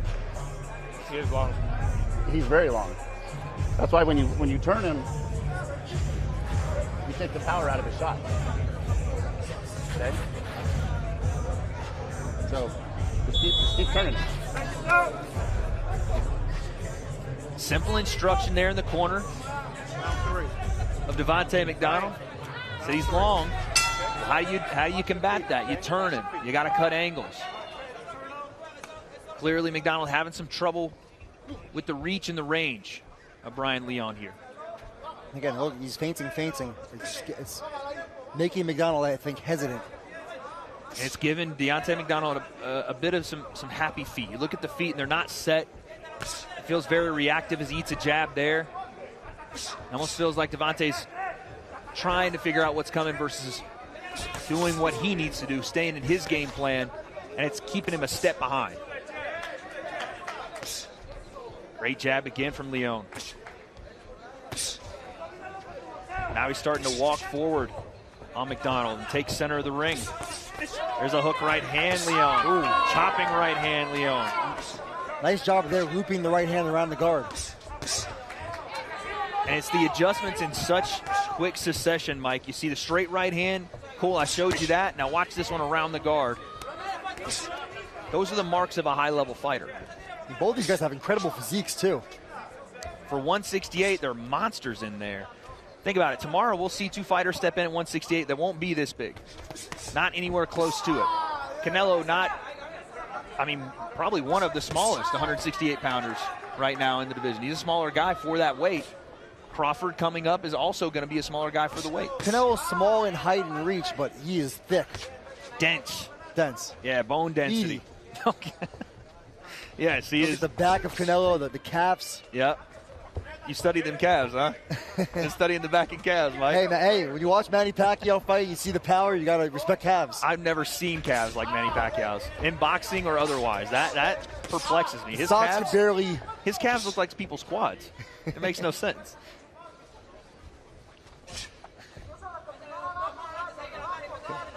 But listen, it's one of the things that you have to look for when you watch a fight at 168 pounds with Canelo Alvarez is, what does his physique look like coming in? And it was a big deal made this week about Terrence Crawford's physique.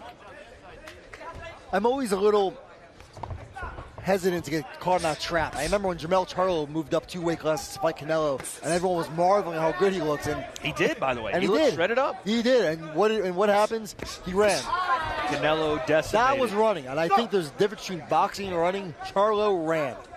I can almost guarantee if you know, knock on wood here, I do not see Bud Crawford in any way, shape, or fashion running in this fight. Do you agree? I don't think he'll run, but I do think there could be a moment in the fight where he feels that power moving up 2 weight classes, and the competitiveness in him makes him want to find a way to not get knocked out if he gets in a shaky moment. Good right hand there from Brian Leone. And McDonald trying to follow up here at the end of the round.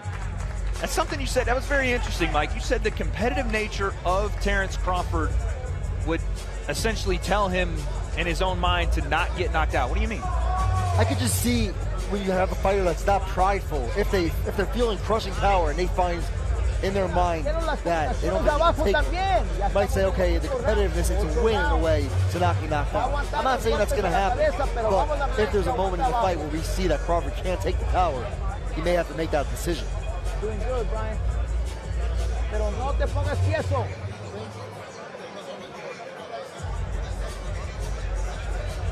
I like the way you phrased that. That's a very interesting take on it, because the idea when you say, oh, you know, someone is so competitive that, you know, it's kind of like go out on your shield competitive, never say die competitive. That's the way I look at Terrence Crawford. Even if he feels that power, yes, the adjustments may need to be made, but I look at him as a guy, I mean, you've interviewed him, you know this, he wants to compete in everything. Yeah, he's incredibly competitive, whether it's dominoes, I just don't see that, pong. what you're going to. It's an interesting, you know, thought process. I just don't see him going, yeah, you know what, I'm going to try to, you know, whatever, save face or not get knocked out here. I think there may be an adjustment in strategy should that power be too much, but I mean, that's why we watch. I never saw the second gear in the Majormal fight. I think that fight was so long ago now, you know, 13 months, people are forgetting. He did not look great in that fight, and that was his first fight at 54, and now he's going up 2 more weight classes. Look at this right here. Speaking of going for it, Devontae McDonald starting to try to put on the pressure here and stomp on the gas here in round number 5 after Brian Leone is starting to take over this fight a little more. Yeah, and it's effective for him. I think that's the only way McDonald has a chance to win this fight, is he's going to have to push him back. He's not going to outbox him. And I think that might have been some of the instruction in the corner is like, listen, you know, stop waiting and go, right? It's clear that he is a longer fighter, and if we sit here at range, he could potentially pick us apart. So get in there and again, rough him up a little bit, get on that front foot, put your foot on the gas, and make this a little uglier. You know, there aren't many fighters in this sport that can fight going backward and going forward. So a lot of fighters, if they like to come forward and you push them backward, they don't really know how to fight when they're on the back foot. Combination there. But look at this. Devontae McDonald starts to walk forward. Had a lot of success. Yeah. Seen some redness around the left eye of Leone. Jab, right hook, nice slick uppercut there from McDonald. I like it. He's being rough in there. He's pushing him around. This is the way. There's another short uppercut. Referee separates him, and he goes right back to it. Leone's getting frustrated. You saw he motion to the ref. Absolutely. And this is if you're Devontae McDonald, this is what you want. You want to frustrate him a little bit, get him outside of his comfort zone, make him make a mistake, and make him pay. But this is a grueling way of fighting, and you got to be built a little different to constantly be forward, constant pressure. Again, even the small nuances of this clinch work, putting your forehead right in his eye socket, right on his cheek, and just rubbing your forehead on him. Again, referees warned him about that. But these are the old tricks of the game, Mike. Now Leone's getting extra annoyed. He just shouted something at McDonald, and he went to the ref to say, do something about this. Now, here's the other side of this. If Brian Leone fights better when he's a little pissed off, you might be feeding the beast a little bit. I think McDonald's, this is the best round he's had all fight. And absolutely. I don't like it when fighters are complaining to the ref. If you think the fighter is roughing you up or something, do something about it. Foul him back or... It's a fight. Pull a Bernard Hopkins. It's a fight. Right, yeah, right. Pull a Bernard Hopkins. Great round there from Devontae McDonald. And you see Brian Leone again say, hey, man, he's burying his forehead right in my freaking orbital bone. Yeah. There's he's something not wrong. about it. You're right, he's not wrong, but it's the referee's job to do it. It's not your job to tell the referee to do it. Y usa el brazo para agarrar. Si tienes que darle para atrás está bien, pero bájate y salte al medio del ring otra vez, okay? Come watch the head, Chief. There you go. Coach warning our referee once again. And if we take a look here on replay, and you can see Devontae McDonald, yeah, he's leading with his forehead a little bit, creating some separation and then using those uppercuts, but I don't see anything super egregious there. No, neither do I. I mean, I'm not saying headbutts. I mean, is he fighting aggressively with his head coming forward a bit? Both Sure. guys are having their head come forward a little bit there. If you're McDonald, keep doing it. Yeah, absolutely. I agree there. Maybe he loses his cool. I mean, he's already losing his cool and gets a little reckless. And you look at the confidence now you're seeing out of Devontae McDonald after that last round. Again, records be damned. You can see a fighter at any point can gain confidence off anything and fight like an undefeated fighter. Fight like this is their world championship, and that's what you're seeing from McDonald here. And if you are Brian Leone, this is where you prove what high-level prospect you are. This is how you show how you deal with adversity. Sweeping left hook there from Leone. Definitely feel the intensity ratchet up a notch. Absolutely. Nice combination off his back foot. And jabs his way off the ropes there. And now Leone coming forward. Good right hand, Leone. I really want to see McDonald go back to what he was doing last rounds. But Tries to turn him there. I think Leone's now making a concerted effort to push him back. Oh, nice right hand to the body from Brian Leone. And a straight right hand as well. He's definitely ratcheted up the intensity on offense here in round number 6. Nice also doing good work though, yeah. Absolutely, chopping left hook there from McDonald. It's a good back and forth fight here we've got through 6 rounds in the super middleweight division. Nice left hand again from McDonald.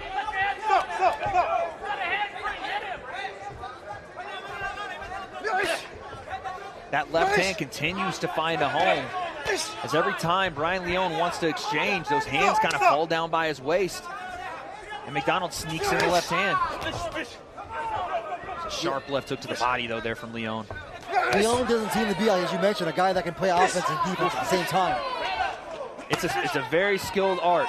Look at those chopping shots to the body, slick uppercut there. Yeah, you think of another fighter at 168, one of the greats, Andre Ward, who was so good at that. Andre Ward, he will be on the broadcast this weekend. You'll get to work with Andre. That's always got to be an honor. Yeah, Andre's an amazing fighter, amazing broadcaster. But yeah, he was always so good at kind of tying up the one arm and using it the other arm to go to work.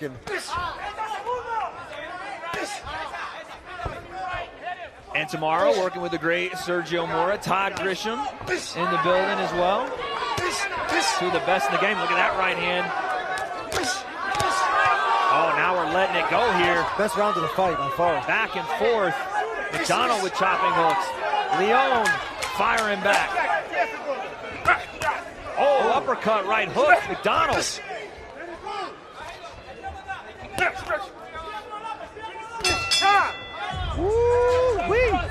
The 6th round, both fighters stare each other down as they head back to the corners. This one's heating up. No quiero esa distancia. Le estás haciendo la pelea fácil para él. It's the first 8 rounds of the night. And jab, gancho, cuerpo, da el paso para atrás y ya lo estás terminando con el cuerpo, pero no le pasa chance para nada. Now you have 2 more rounds. Listen, it's not out of reach. It's not out of reach. But you got to, on the inside, I want you to turn. Turn on the right. Back and forth action in that 6th round. It was the shots in between from both fighters. You saw some hooks, uppercuts from Leone, and then the answers from McDonald. His coach is asking for him to turn Leone. Look at that, he turns him and hits the uppercut lead hook. And you heard some important words out of the corner of Devontae McDonald. It's within reach. You can win this fight. I think that's actually honest instruction, and that's what the fighter needs to hear.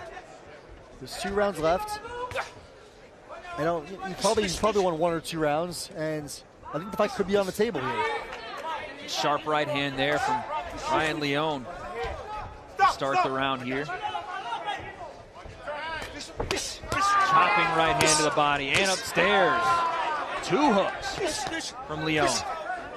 And he's found a consistent home for that lead hook through the last couple of rounds as Brian Leon. Yeah, now what you see from Leon is every time McDonald tries to get going, push him back, he's firing shots off and upsetting the rhythm. He's not allowing him to apply that pressure. Combination from Leon, trying to break that guard with a straight right hand.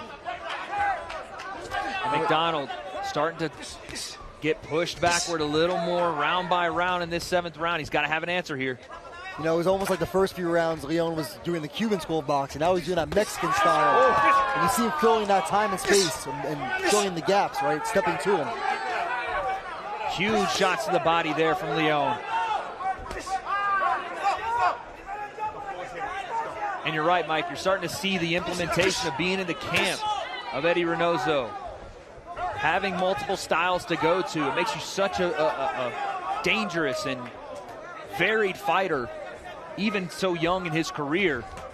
It's almost like fighting 2 different fighters in the same fight. No, he's definitely a versatile guy, and McDonald getting a lot of swelling around McDonald's eyes now. It's that chopping hook that Leon keeps going to with the right hand. You're seeing the mouse under the eye, the left eye of Brian Leon, excuse me, of Devontae McDonald, and now we sit down in the middle of the ring and both fighters teeing off. Last minute here in round number 7. And Brian Leon is smelling some blood in the water here, Mike. No question.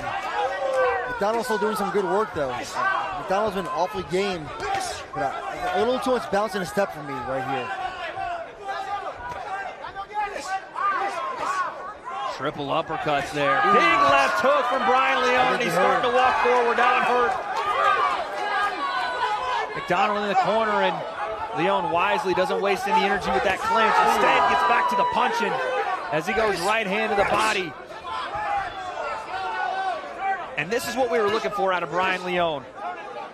How do you deal with adversity in that last round? You didn't like the forehead in your chest. Potentially frustrated with the referee. You take it out on the fighter. And he's done that here in round number 7. Brian Leon, he's fought with a scowl this entire fight. He fights angry. Woo-wee. Round 7 in the books, the best round of the fight for Brian Leon.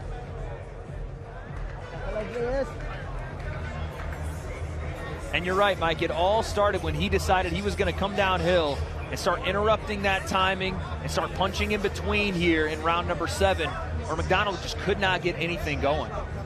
No, he couldn't at all. I really like the way Leon was stepping to him, closing it. You know, every time there was a little bit of space between them, he filled that space, stepped to him, and fired off a combination. Hey, go! Hey, Brian, are you ready? Estamos ready. Tú pasaste por la... That's what he wants you to do. Don't do that. You're doing good. You are. I'm impressed. A tale of 2 corners there, Mike Hoppinger. You see the fire in the corner of Brian Leon. He said, "Are you ready?" He said, "Let's go." And in the corner of Devontae McDonald, it does seem there were some concessions made. Yeah, in that corner. Yeah, they were happy with what he's doing, and it seemed like they were encouraging him. Bit of a different energy between the two, and as you see to start this round, Brian Leon is coming. He's looking to close this show in this round. Big time shots. He's angry. I don't know if he always fights this anger or the head rubbing woke something up in him, but whatever it is, he's found a new gear here in round number 8. And he's just constant pressure. We talked about the pressure of McDonald earlier in the fight. Now he's dealing with it. And Leon doesn't look like he has a brake pedal. He looked like he snapped it off and threw it away. And props to Leon in his corner for the adjustment mid-fight.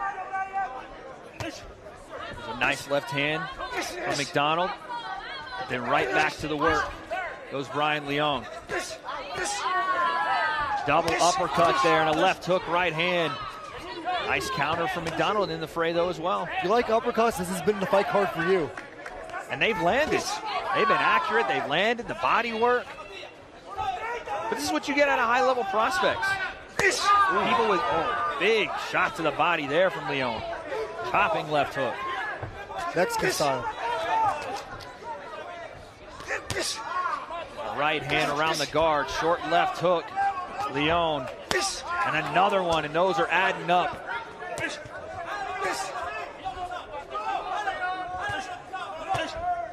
McDonald tries to force his way back. A little bit low with that one. Referee says, make sure you keep him up. But Leon says, I'm gonna just keep punching. And another right hand gets through. Short uppercut, Leon. Last minute of this fight. And credit to Devontae McDonald, who has just continued to stick his nose in there and be game for this fight. But right now, it's Brian Leon coming downhill. Yeah, McDonald's face is a mess right now. His nose is bleeding, his right eye is almost closed shut. Oh, big right hook there, Leon. And a left hook, and he gets out of the way of the damage, coming back. Switching stance, walking forward, triple uppercuts. McDonald tries to fire back. A great round here to close out this 8th and final of our 3rd bout of the evening. Last 10 seconds here. McDonald trying to chop some overhands. And now he looks to walk forward and put his punctuation mark on this fight. Great fight here in the super middleweight division on the Ring Magazine's open workout undercards. A strong closing from McDonald's. Got one last head lead in there for good measure. Mike, how do you see the fight? I think that we both probably have it the same way, but I wanted to ask. Yeah, Leon won for sure. Obviously, we're not scoring it right now, but probably something like a 6-2. I thought a very good, again, we talked about the records of opponents coming in. 8-5. Devontae McDonald did not fight like an 8-5 fighter. Not at all. Very confident performance for him. Dogged it out. Maybe didn't get the win, but a very, very professional performance, I think, there from Devontae McDonald. Yeah, look, we don't want to be a broken record, but like the last couple of fights on this card, this has been the underdog in B-side that I think has definitely earned another opportunity. And on the, the A side, the red corner, we'll say, this was a very good performance for Brian Leon. We got to see a lot of the skills he has. We got to see, again, what he does when he's pushed. We got to see how he acts in adversity. And we got to see that extra gear turn in rounds 6, 7, and 8, where he really turned over the screw and showed what he has in the tank. Yeah, this has been quality matchmaking, in my opinion. You see so many prospects get matched easy, and it's great to see, he's had 20 knockouts in a row or what have you. But that's not how you learn. This is how you get better and improve, having these tough moments, having to make in-fight adjustments to win the fight. And speaking of the matchmaking, we have a great card for you. We still have a couple fights left tonight. Tomorrow's underdog card is a fantastic card. Great matchmaking throughout that one. Do not miss that one tomorrow. But now, let's go ahead and send it into the ring. Thomas Schreiber, take it away. Ladies and gentlemen, after 8 rounds of boxing, we go to the judges' scorecards. Judge Jack Reese scores it 80-71, and both judges, Kermit Bayless and Chris Migliori, are in agreement. They both score it the same, 80-72, all for your winner by unanimous decision. Brian the King Leon.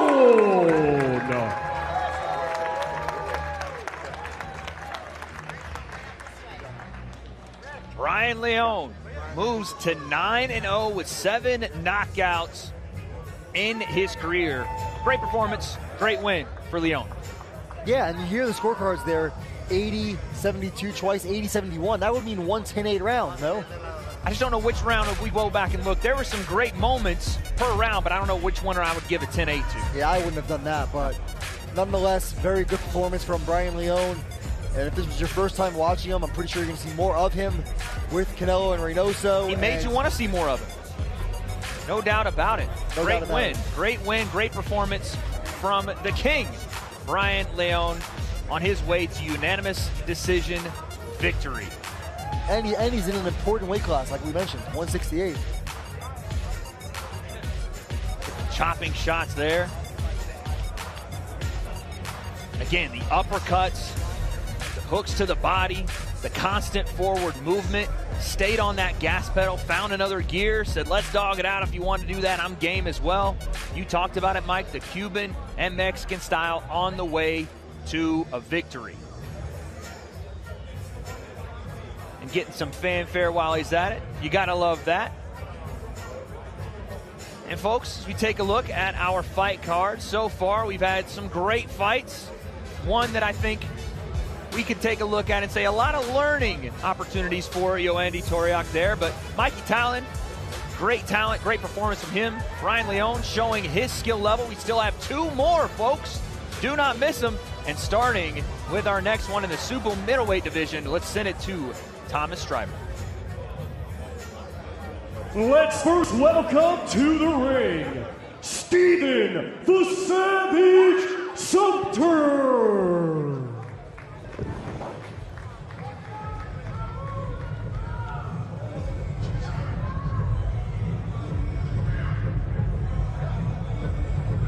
Steven Sumpter, Lawrence, Massachusetts. He is 11-1 with 9 KOs. 31 years old, and again, looking to come in and play spoiler tonight, and an opportunity most fighters would kill for. Right here on the biggest week of fighting, the Fountain Blue in Las Vegas.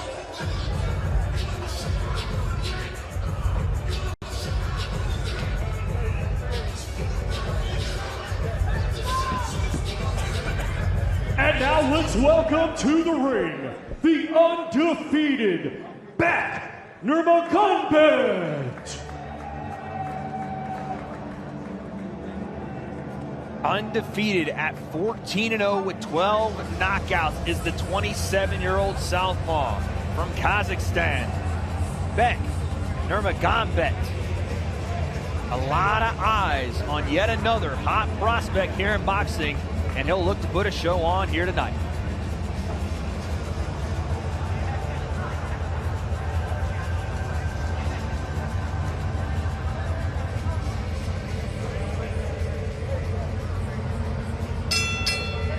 Ladies and gentlemen, this bout is scheduled for 10 rounds in the super middleweight division. Brought to you by Riyadh Season, The Ring, and Sella. Be sure to watch Canelo vs. Crawford live on Netflix this Saturday, September 13th. The 3 judges assigned will be Tim Cheatham, Eric Cheek, and Patricia Morse-Jarman. Our referee in charge will be Alan Huggins. Introducing to you first, fighting out of the blue corner, he comes to the ring wearing black with gold and weighed in at an even 170 pounds.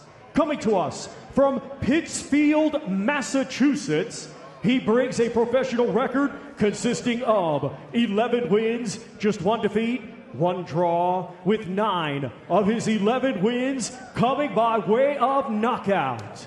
Ladies and gentlemen, please welcome the current WBC USA Silver Champion, Steven the Savage Sumpter.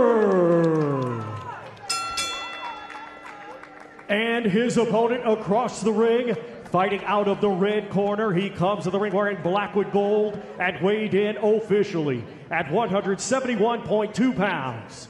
Hailing from Turkestan, Kazakhstan, he is undefeated with 14 wins, 12 of his 14 wins coming by way of knockout. Ladies and gentlemen, here is the undefeated, hard-hitting Beck Nurmagambeck.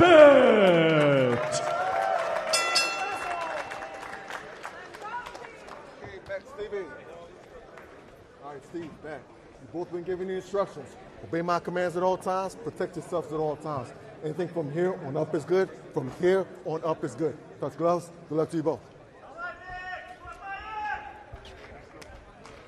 Clears out. Beck Nurmagambeck versus Steven Sumpter. 10 rounds. the super middleweight division. I'm excited for this one, Mike. Heard a lot about Nurmagambeck coming into this week. Yeah, and representing Kazakhstan, of course, the great Triple G Gennady Golovkin put Kazakhstan on the boxing map, and a lot of fighters have followed in his footsteps. Great amateur system over there, and he's the most ballyhooed prospect on his card. He's on the doorstep of a title shot, maybe even a contender, and he's never been past 8 rounds, so we'll see if he can get some seasoning tonight. Starting this fight out with very snappy jabs downstairs and upstairs. Steven Sumpter grew up Brooklyn, New York. Played a lot of American football. Again, we've seen a couple of athletes, even on this card, start in other sports and come into boxing. Says he has a lot to prove, to let the world know who he is. And that he's going to expose this European style by trying to get inside and make things a little rough for Nurmagambeck. Yeah, and Sumpter's only pro defeat came against pretty good fighter in Najee Lopez. I know you've worked some MVP shows. I'm sure you've seen some of him. Absolutely. Very good fighter. And that says a lot about the test in front of, big jab there from Beck. Says a lot about the test in front of Beck Nurmagambeck. You want to step up and, like we talked about, get into prospect and potentially, elevate yourself in the world rankings. These are the guys you're going to have to go up against and do away with. A southpaw and southpaw matchup, and right now Beck is having a great success with his lead hand, stinging with the jab. And Sumpter has some power. 9 knockouts in his 11 wins, and he did drop Najee Lopez in round 4 of that fight. Again, these type of matchups where A side, B side, it tends to not really matter. You're getting into the territory of 2 guys that have great records, that have fought tough guys and have elevated themselves into a place where now they meet in the ring.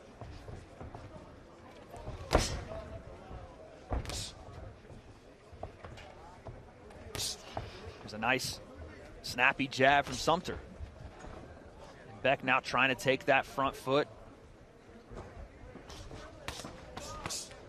Nice short lead hook there from Sumpter.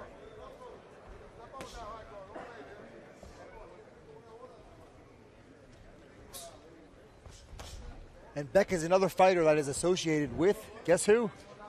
Canelo and Eddie Reynoso. Shocker there. As every red corner fighter seems to be tonight. But, again, you talk about building a camp and building a team. You want to be surrounded by greatness. And all of these fighters have sought out Eddie Reynoso, Team Canelo, because of that. It's a logical move for fighters looking to elevate themselves in the sport. Of course, when you are the face of boxing and the singular biggest star in the sport, there's a lot of...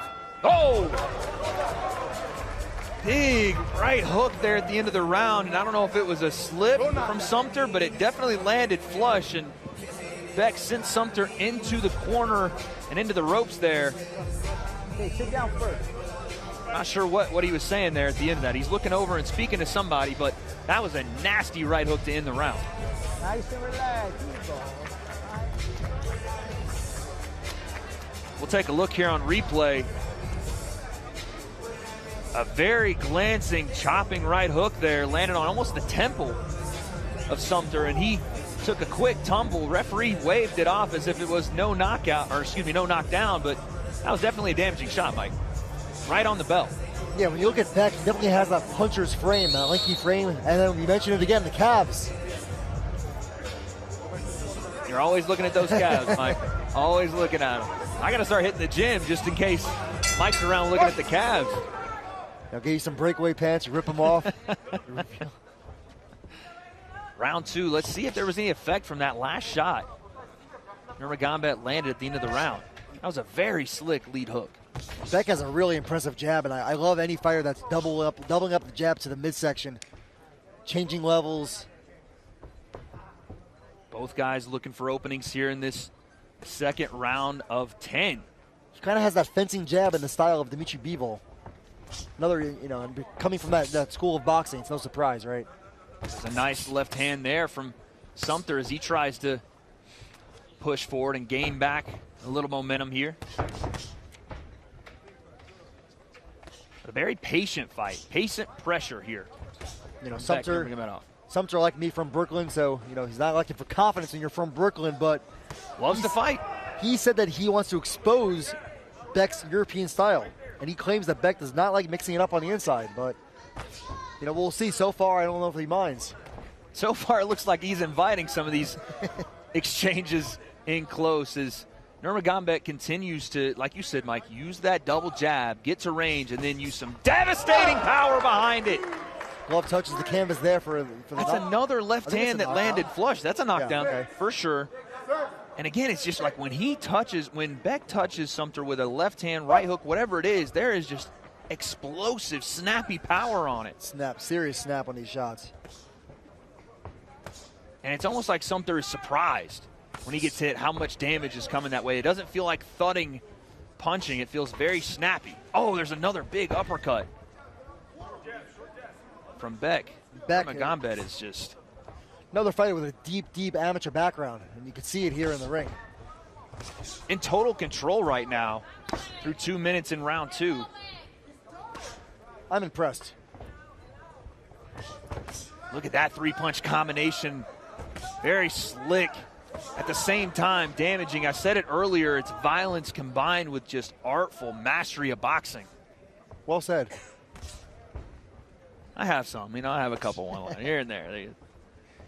But this is just, right now, Sumpter trying to figure out the puzzle in front of him, and he doesn't have an answer. Look at that, raking the lead hand. There's some blood, it looks like, coming from somewhere. Maybe the nose of Sumpter? Looks like the nose, yeah.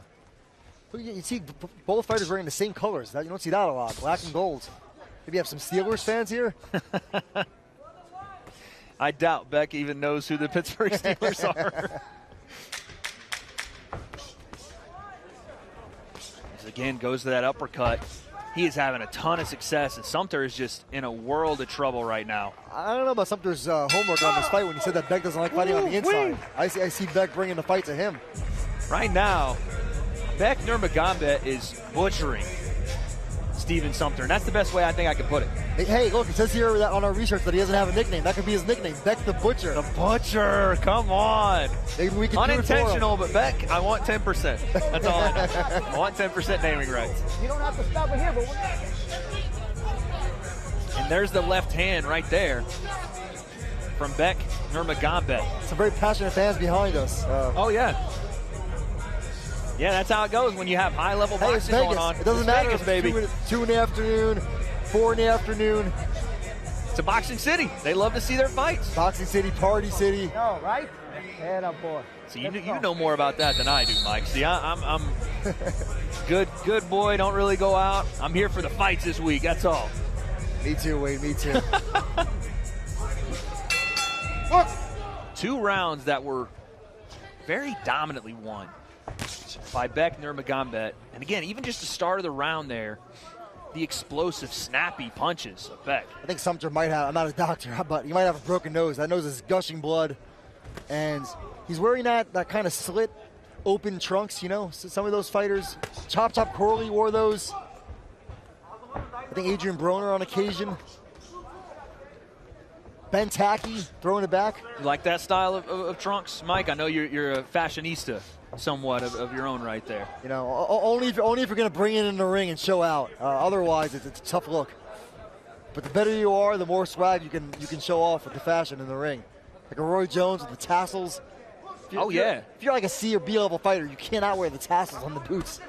Oh, Beck Nurmagambeck is all over Steven Sumpter right now. Relentless pressure. Man, that nose is busted open. I think you're right. There's no way he can breathe. I think it's broken. I think you're seeing a little bit of desperation here from Sumpter as well. Like the big power shots, one at a time, and then trying to stay away from everything else. I think you're right. I think that nose is broken. Yeah, that's rough. And early in the fight too. And this is only round 3, halfway through it. Sumpter, an absolute warrior for sticking in there and continuing. But, man, he is getting tagged up right now. The last time I can remember a fighter with a nose that badly broken, Wade, was John Ryder against Canelo Alvarez. Good pull. When the blood was just, spooling down. Oh, left hand from Nurmagambeck sends Sumpter into the ropes. Uppercut. I have a feeling Beck's going to do him a favor soon. Referee's taking a look here. Oh, my goodness. Here comes Beck Nurmagambeck. Again, that patient pressure, not getting outside himself. Referee already taking a very close look here.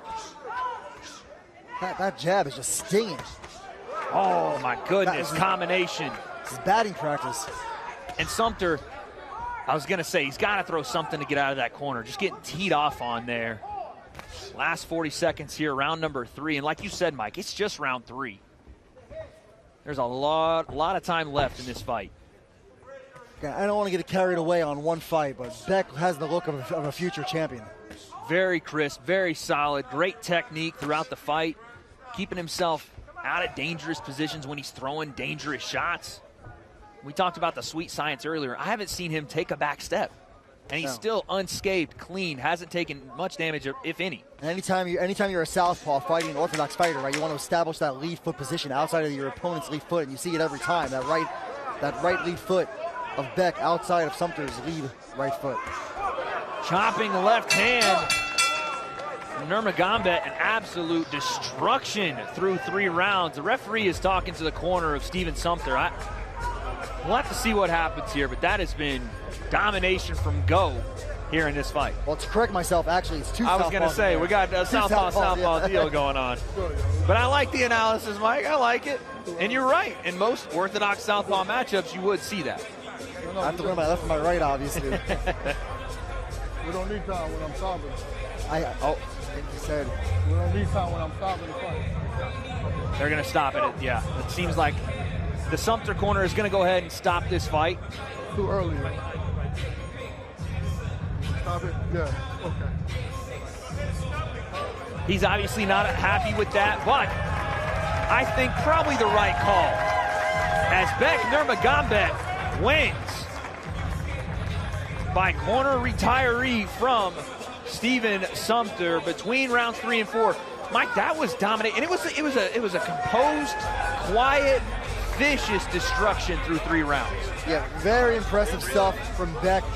I think we have this seems like a guy that's going to win a title sooner than later. I've been hearing he's on the doorstep of a title shot.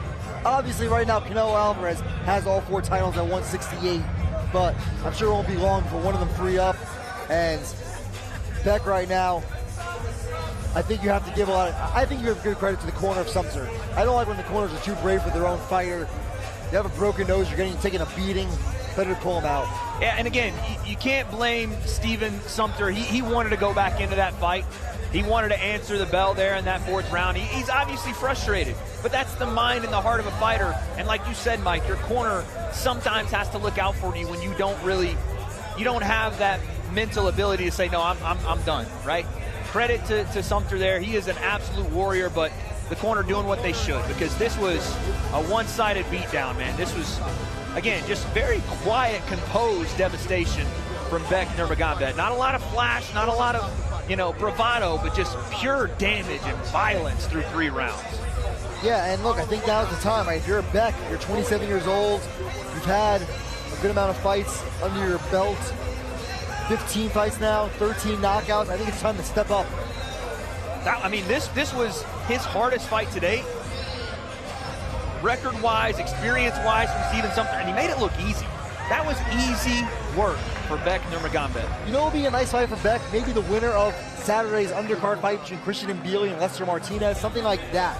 Okay. A William Skull, or something to move him into that next trajectory of boxing. And with our official decision now, let's send it to Thomas Stryver.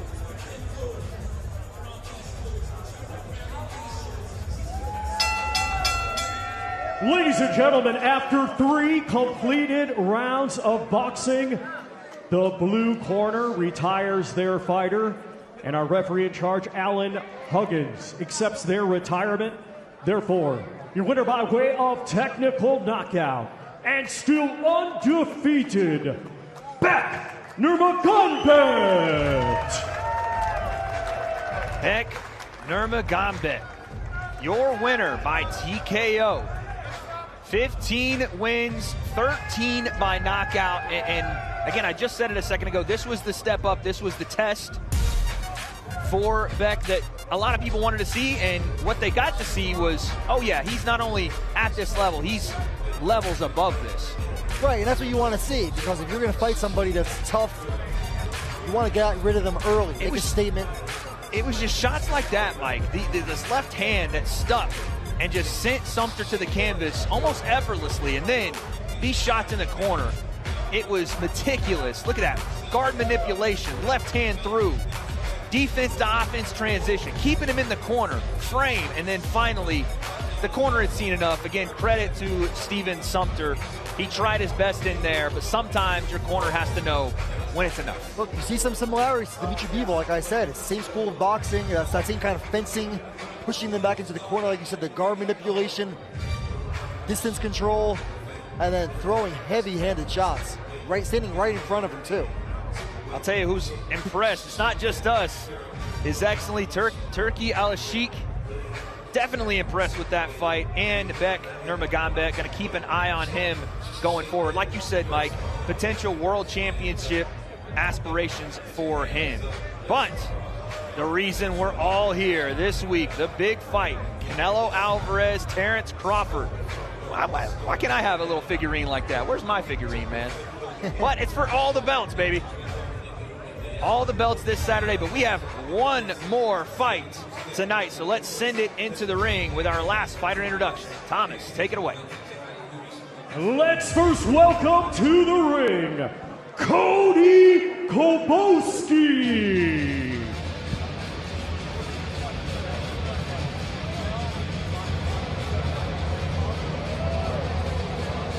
Cody Koboski, 4-2.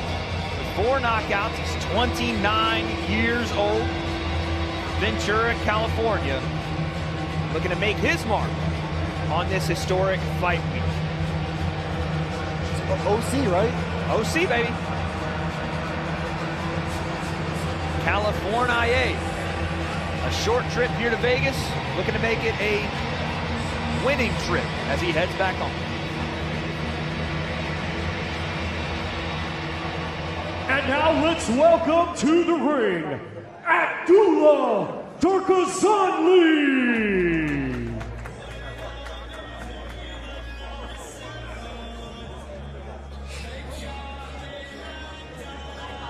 Abdullah Darkazani.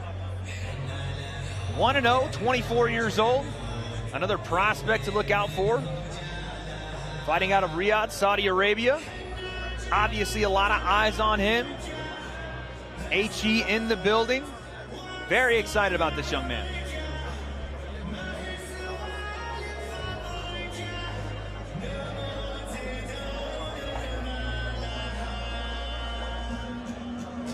He's taken in this moment. He knows the importance of this fight. And what an opportunity in front of him. Only his second professional fight right here in the fight capital, Las Vegas.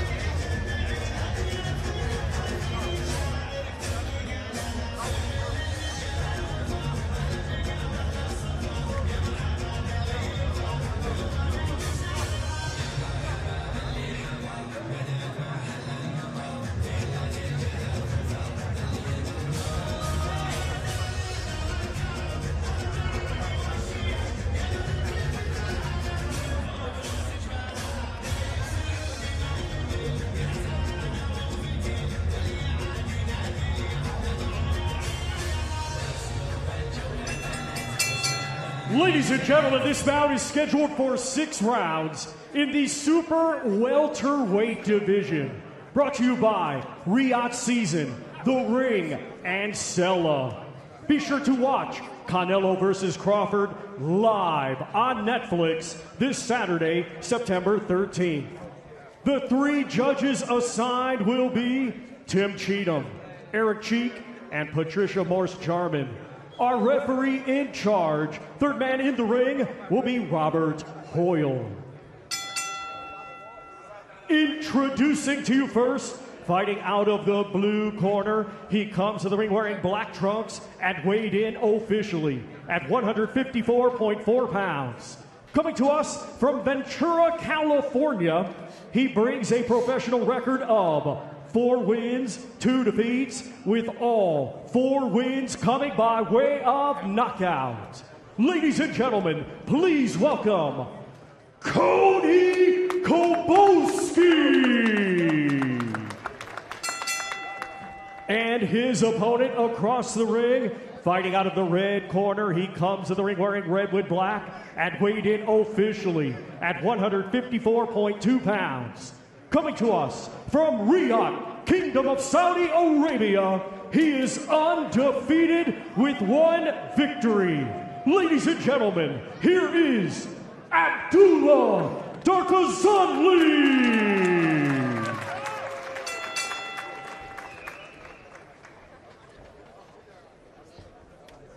Okay, I want a good, clean fight and obey my commands. All punches that land here will be good. All punches that land here are good. Touch them up, scoot back. All right, our last fight, our main event here on the Fight Week Undercard. Abdullah Darkazani taking on Cody Koboski. Super welterweight division, 6 rounds. Here we go, Mike.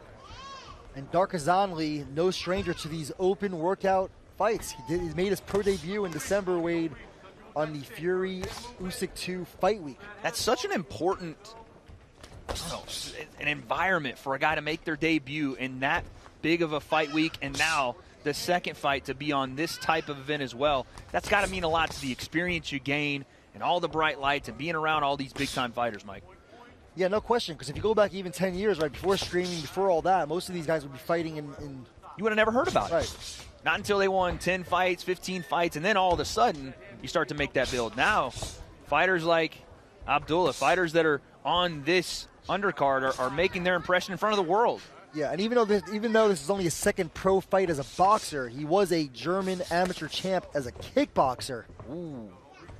That transition to the boxing specifics, sometimes a bit challenging, right? The distance, the timing a little different, but obviously he's made a great impression in his first win and now here in his second fight. Yeah, and he's gone through a lot. He was born in Syria. He was a refugee. We know all about that in Syria, and then went to Germany where he grew up, and now he is living and fighting out of Riyadh, the capital of Saudi Arabia.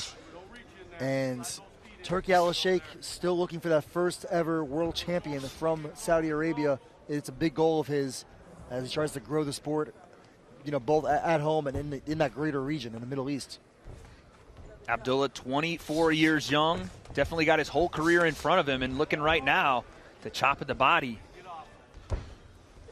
Yeah, and you're looking at Cody Koboski's record, only 6 pro fights. One of those 2 losses was a knockout loss to Fernando Vargas Jr. Wade, who's fighting in the co-main this Saturday against Dana White's favorite son, Callum Walsh. Big time fight Saturday. Oh, big left hook there. Darkazani again. Throwing some heavy punches here. Koboski, he looks hurt. Those legs do not look under him. That first shot definitely got to him. Shook him up a little bit. It's very explosive, especially for a guy that's only fighting as the pro for the second time. Very explosive and dangerous. Darkazani, my goodness. Right here in front of us, I felt the wind off that left hook. And Koboski now trying to walk forward, get some of that momentum back.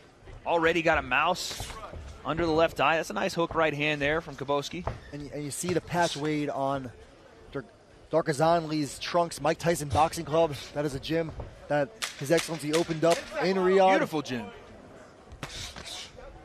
Nice right hand, left hook to the body. But that just shows, again, His Excellency's continued dedication to building the sport, obviously around the world, but also in Saudi Arabia, opening these gyms and giving opportunities to fighters that, quite frankly, would not have had one. Yeah, look, boxing is a global sport, always has been, always will be, so I think it's great. More places you can have boxing be popular. Great first round there. So we look into the corner of Darkazani. Backwards, forward, doesn't matter. Good job. Good work. Abel Sanchez in the corner there. Started out, both guys looking to find their range, and then big sweeping left hook right there from Darkazani. Definitely shook up Cody Koboski there. Had to gain his wits about him to finish that round. What we need. Okay, here we go.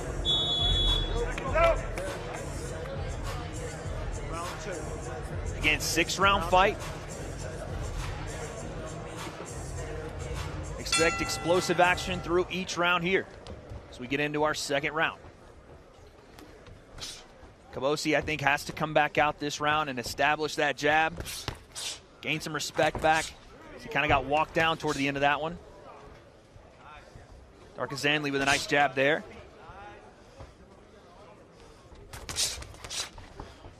Yeah, speaking of pet projects for His Excellency, right? You have the brothers Ryoto Tsutsumi and Hayato Tsutsumi to our left right there. I saw that. Top sitting prospects. Ringside. Absolutely. Guys are going to be fast-tracked from Japan. And what makes those two brothers so special to you, Mike? You've watched them very closely throughout their pro careers. Explosive punchers, aggressive styles, and really solid fundamentals. Yeah. Rachel's been training in Vegas here with Cuban boxing coach Ismael Salas. So, Japan is a boxing hotbed right now. Naoya Inoue, Junto Nakatani, and there's going to be a big card in Riyadh in December featuring some top Japanese guys. Can't wait, looking forward to that one. But right now, we got some phone booth fighting in this second round. God, by the way, was that a scoop we just got? Scoop that we had earlier on the zone. That's on our right. Inside the Ring show. That's right. By the way, fantastic show. Great job to you and all the crew at DAZN. Max Kellerman, Shady McCoy on the show as well. I was thoroughly impressed with that debuting today. Yeah, thank you, Wade. We have big hopes for that show, and great to have Max back in boxing.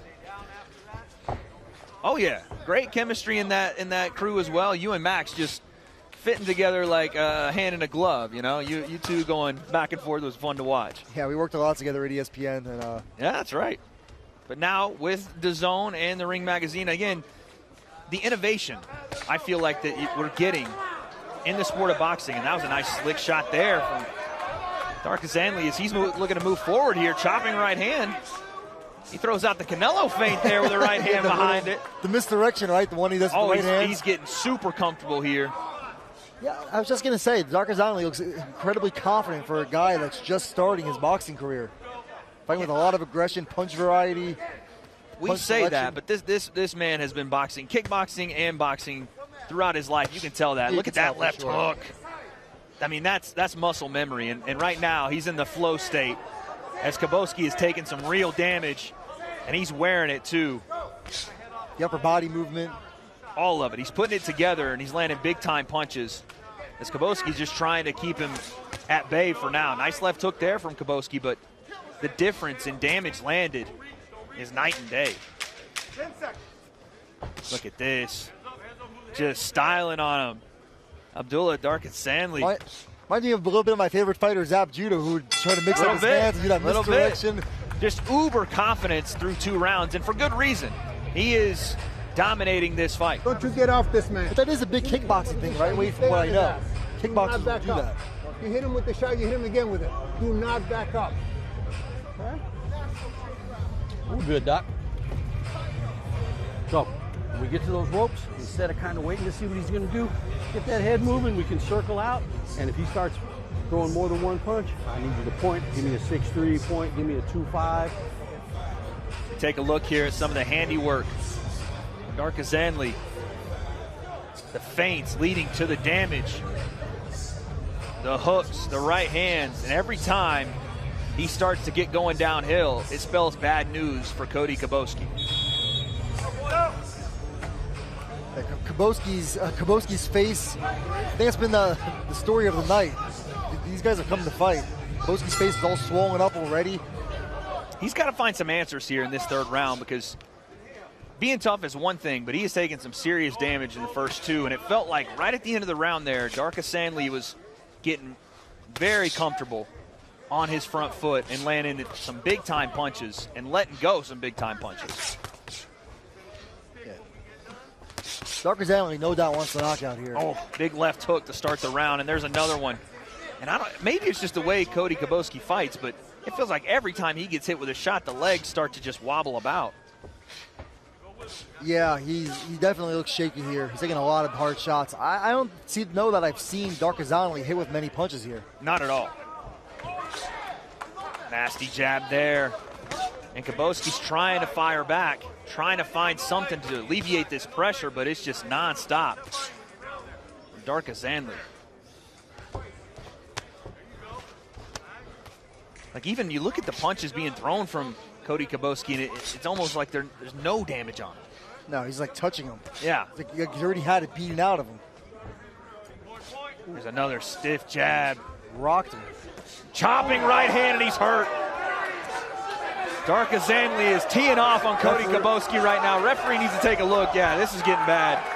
Good stoppage. I think that's going to be a great stoppage from the referee. A very, very damaging performance from Abdullah Darkazani. He's looking to exit. Oh, he just wanted to give a dap up there to HE. Big time performance there, and you could see it going downhill and going downhill quick for Cody Koboski. Great stoppage from the referee to recognize there was no more damage needed. Oh, man, what a performance there from Abdullah Darkazani. Yeah, and again, credit to Koboski. He came to fight, he was game, he was tough, just like everybody else on this card, and no match. No match at all, and here was the handiwork. As chopping, right hooks, left hands, and eventually the referee had seen enough. And we mentioned Triple G earlier. There's the trainer, the architect of Triple G's career, Abel Sanchez, a Mexican style, one of the best trainers in boxing. Speaking of Big Bear also, right? Yeah, all the right things going for Abdullah Darkazani, and it leads to a devastating TKO stoppage performance. Second fight, second victory. Very, very early in his boxing career, but it does look like a prospect you can move somewhat quickly. Again, 24 years old. We got to start that upward trajectory. No, he's definitely somebody to watch. Yeah.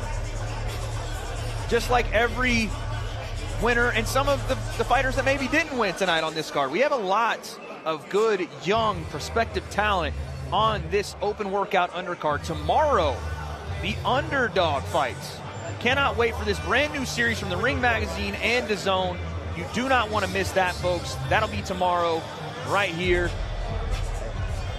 And I fully expect, Wade, for that main event tomorrow to be a barn burner, 112-pound title fight. Anthony Alasquaga from Los Angeles. He fought Kenshiro Taraji in Japan. He's coming up, and he's fighting Juan Carlos Camacho, Mexico versus Puerto Rico.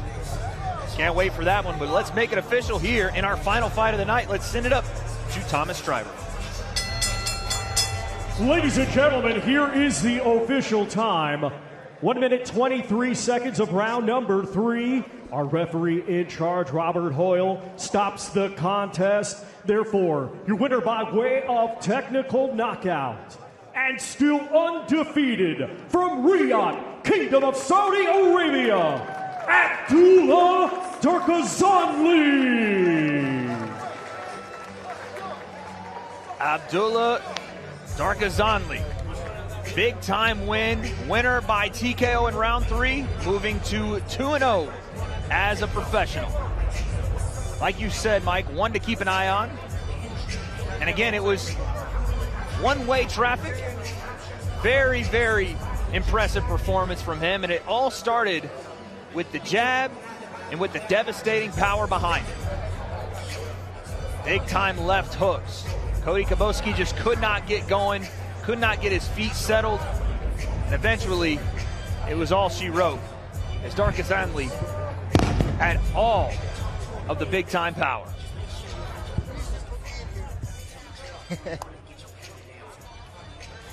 Look at that shot right there. Who are you saying hi to there, Mike? Abel Sanchez, yeah. Go back a ways with Abel, and pretty damn good golfer. He embarrassed me on the golf course once or twice. He embarrassed you on the golf course, and tonight he propelled Abdullah Darkazani to a massive win, as he has for many fighters in the sport of boxing. Once again, one to keep an eye on.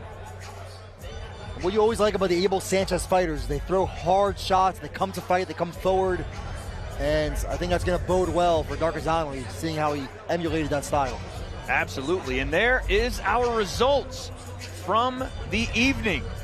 As you see, Mikey Talon, the big-time win here in our first fight of the night. A split draw in the heavyweight division. The super middleweights went at it, and Brian Leone, absolutely fantastic performance from him. Unanimous decision there. Beck Nurmagambeck, a quiet, absolute assassin-like performance from him. I cannot wait to see what he does next. And then in that main event, Abdullah Darkazani, one-way traffic TKO stoppage. And folks, we have a ton still coming up this week for the Ring Magazine's epic fight of the year. Starting tomorrow, we have our press conference at 6 p.m. PT. That'll be live on DAZN. Right after that, the Underdog Series begins at 8 p.m. Pacific time. Again, you can catch that on DAZN. And then we have the weigh-ins Friday at 6 p.m. Pacific time, once again on DAZN. And then the fight of the year, one of the most important fights in boxing, Saturday, September 13th, Canelo versus Terrence Crawford.